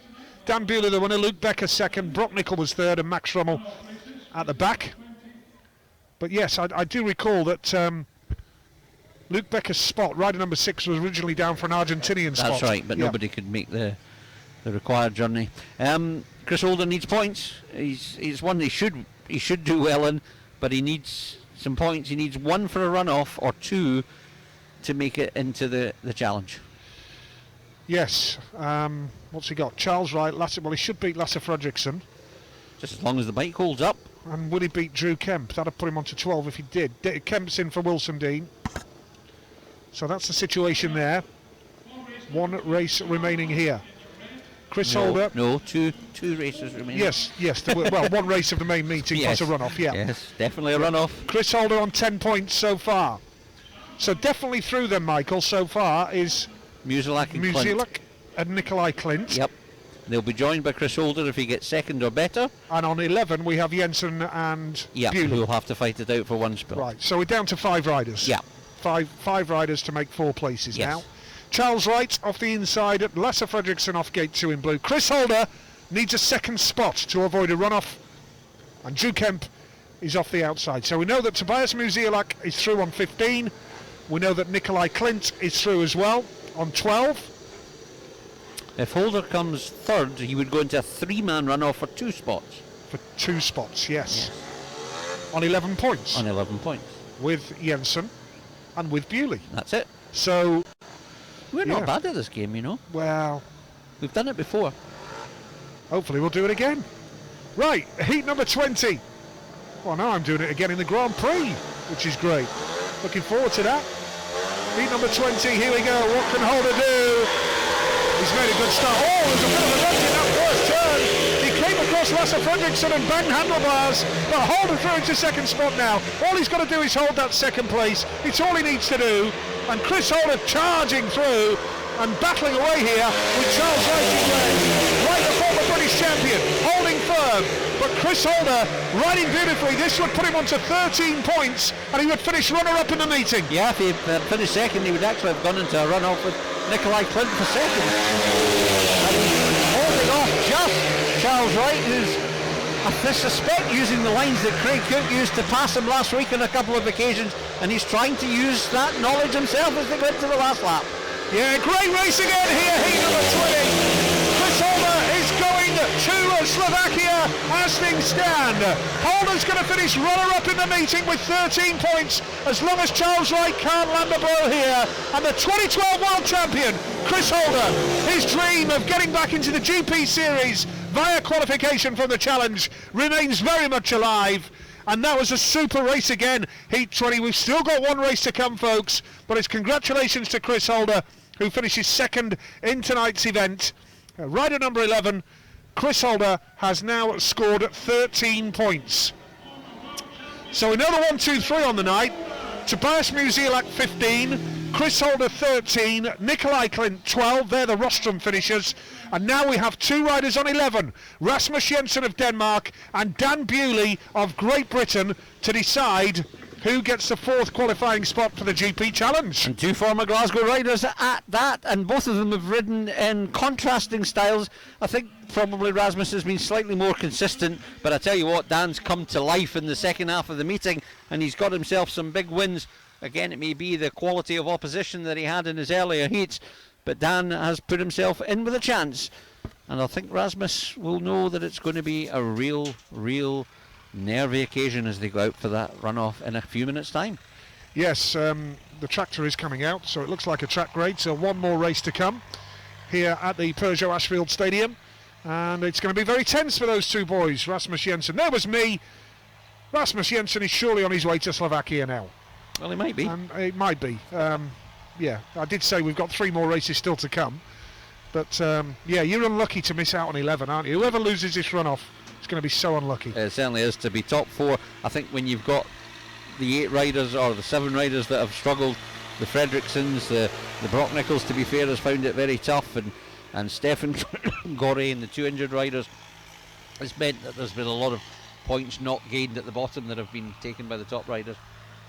How's this meeting rate compared to the GB Australia Test match and compared to the previous qualifier you've had here? I think it's better. I think the quality of racing is far better.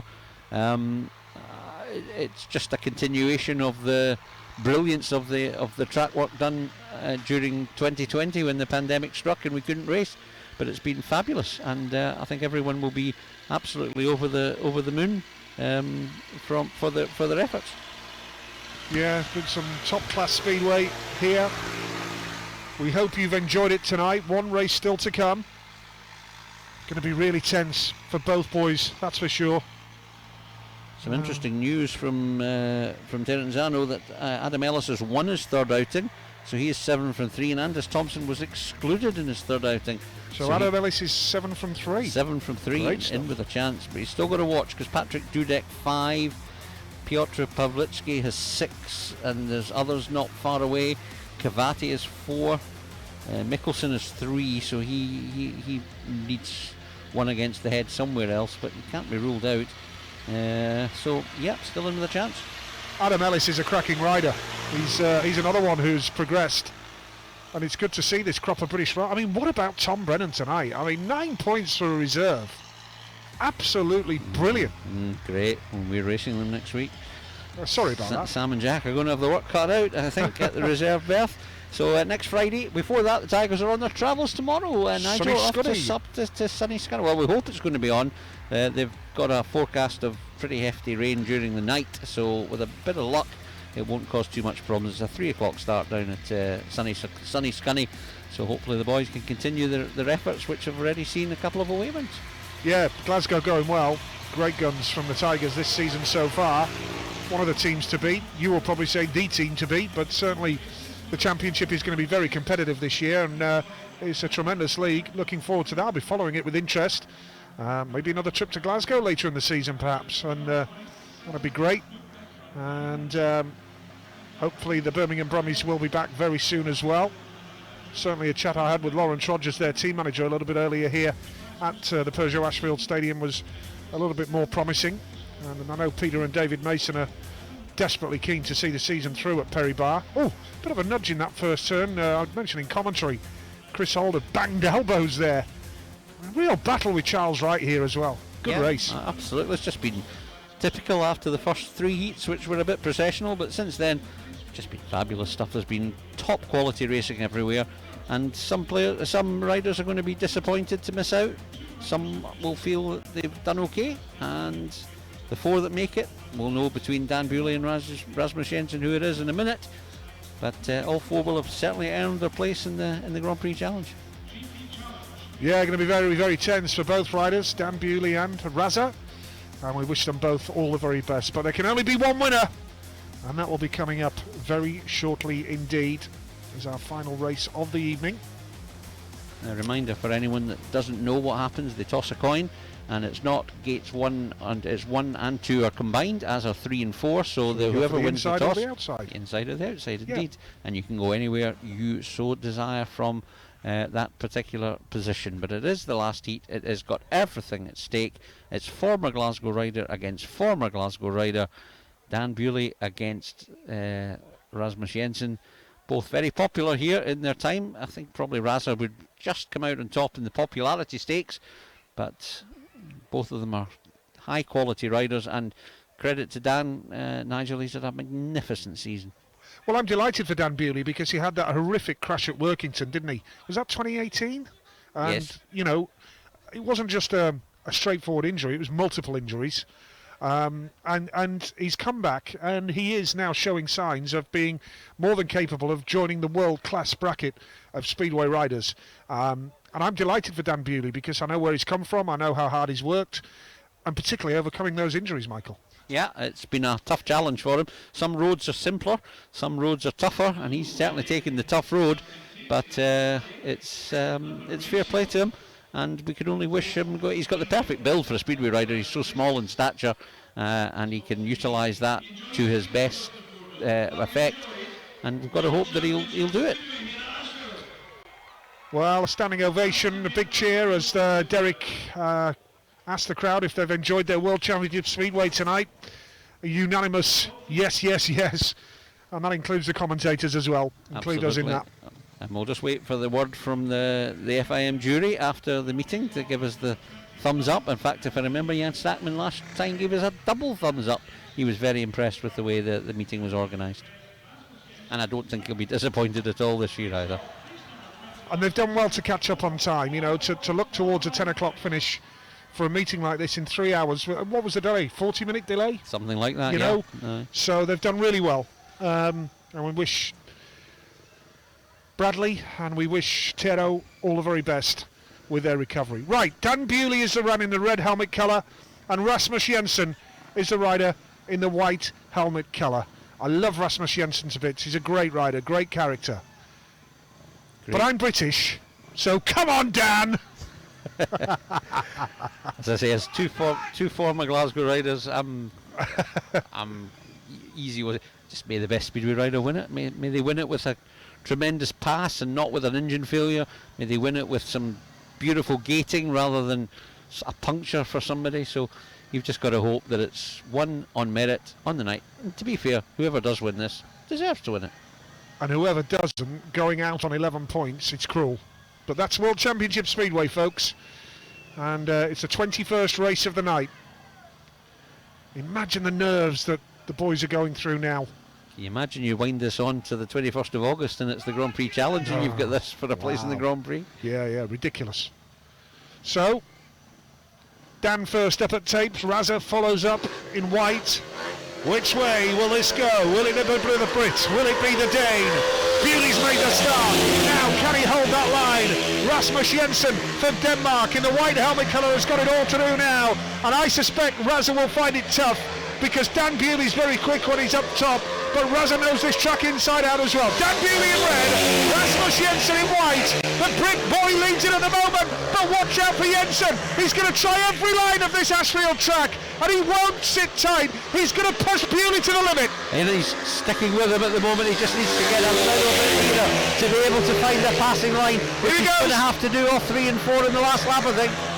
This is unbelievable stuff. Jensen is right on it here. We're going into the final lap. The yellow and black flag is out. 1 lap to go. Dan Bewley and Brent tries the inside run. Jensen is going high into the dirt. It's going to be all or nothing in turns 3 and 4. Rasmus Jensen wide into the dirt. Down to the line. Placing the challenge on the line. Bewley or Jensen. Oh my goodness me. Well, we're head on here, Michael. I think Dan Bewley got it. I think Dan might have just got there. I'll see what the reaction is of the two riders, but my gut reaction from this angle was that Dan Bewley just got it. Yeah, Dan thinks he's got it. It was a terrific battle. Goodness. Here we go. As they cross the line. Bewley in red. Rasmus Jensen in white. Dan Bewley is going to the GP Challenge. Just. It came down to half a wheel. And Rasmus Jensen will be pig sick, but Dan Bewley will be over the moon. Well, sympathy for Razza, sympathy for Rasmus Jensen, who's looking at the big screen now. He's watching, Rasmus Jensen is on the first and second turn, he's watching the big screen. He can see the replay, and it's sensational racing. What a run-off that was. Down to the line. And Jensen's going to be gutted about that. But Dan Bewley, absolutely brilliant. We have a British rider going through to the Grand Prix Challenge, along with Robert Lambert, who's qualified earlier. We're awaiting news on Adam Ellis, whether he sneaks through as well, from Terenzano. But the finishing order now for the top 4, Tobias Musielak, Chris Holder, Nikolai Klint and Dan Bewley are your qualifiers for the Grand Prix Challenge in Zarnovica, Slovakia, on August the 21st. And that was a meeting to be very proud to have hosted. Glasgow Speedway has been getting more and more recognition from the FIM about their ability to stage these kind of meetings, and this one, well, there can be nothing but praise for everyone. The track has been magnificent, the setup has been superb. We've just got a little bit disappointed that there's only 650 people in to see it, but hopefully everyone watching on the stream has thoroughly enjoyed it. The presentation is about to come, but I imagine the FIM will give this a 10 out of 10. Hope so. Really hope you've enjoyed it watching on the live stream tonight. It's been a night to remember here in Glasgow, and a typical nail-biting finish down to a runoff. It's been an absolute delight to bring you the action here tonight.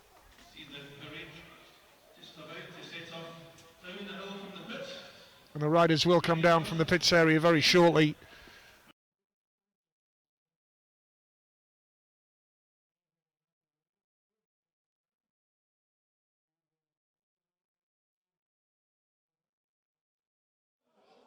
In August, to fight it out 5 rides away from a 2022 GP place.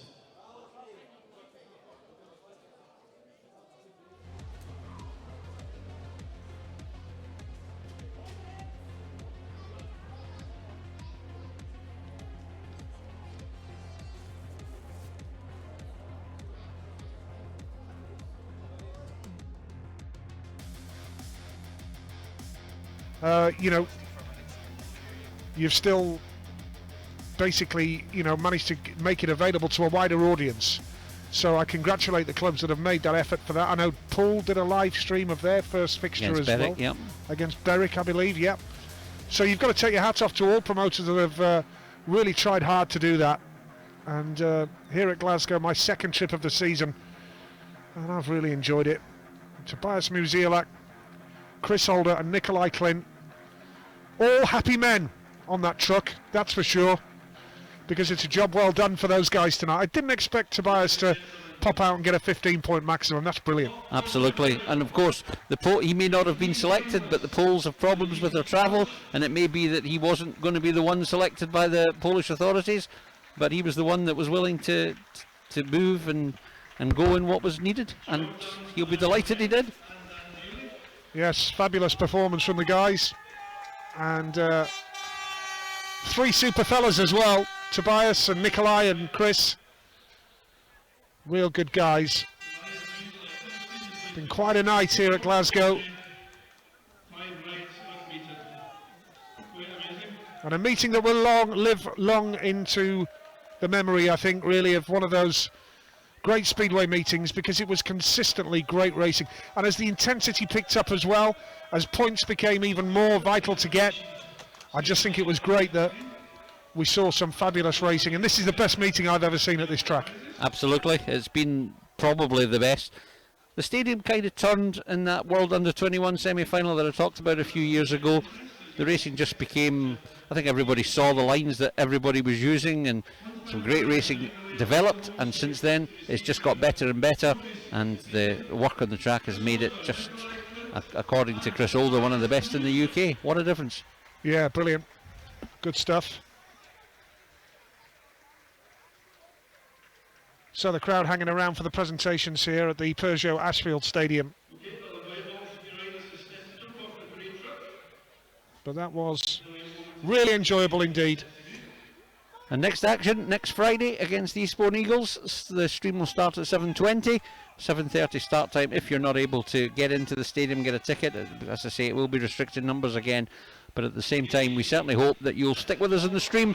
Even if you've watched from afar, you might think that was pretty decent speedway.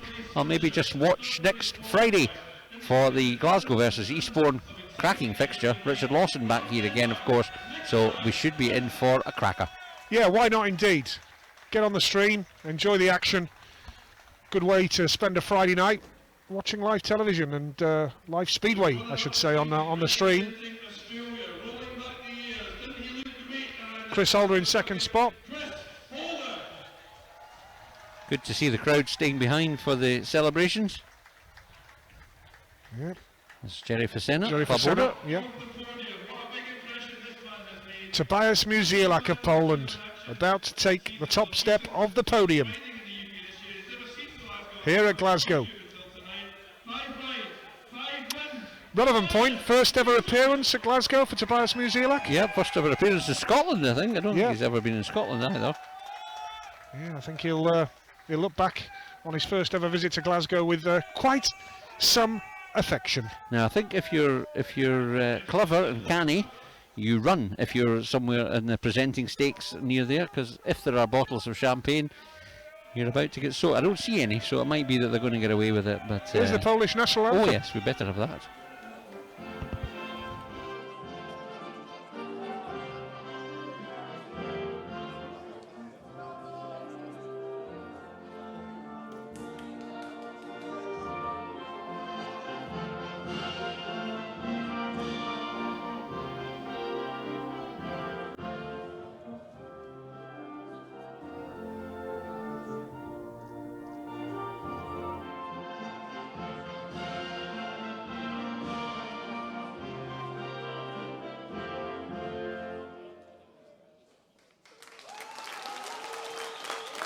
Yes, 16 on the podium, you look like, it's a little photographs.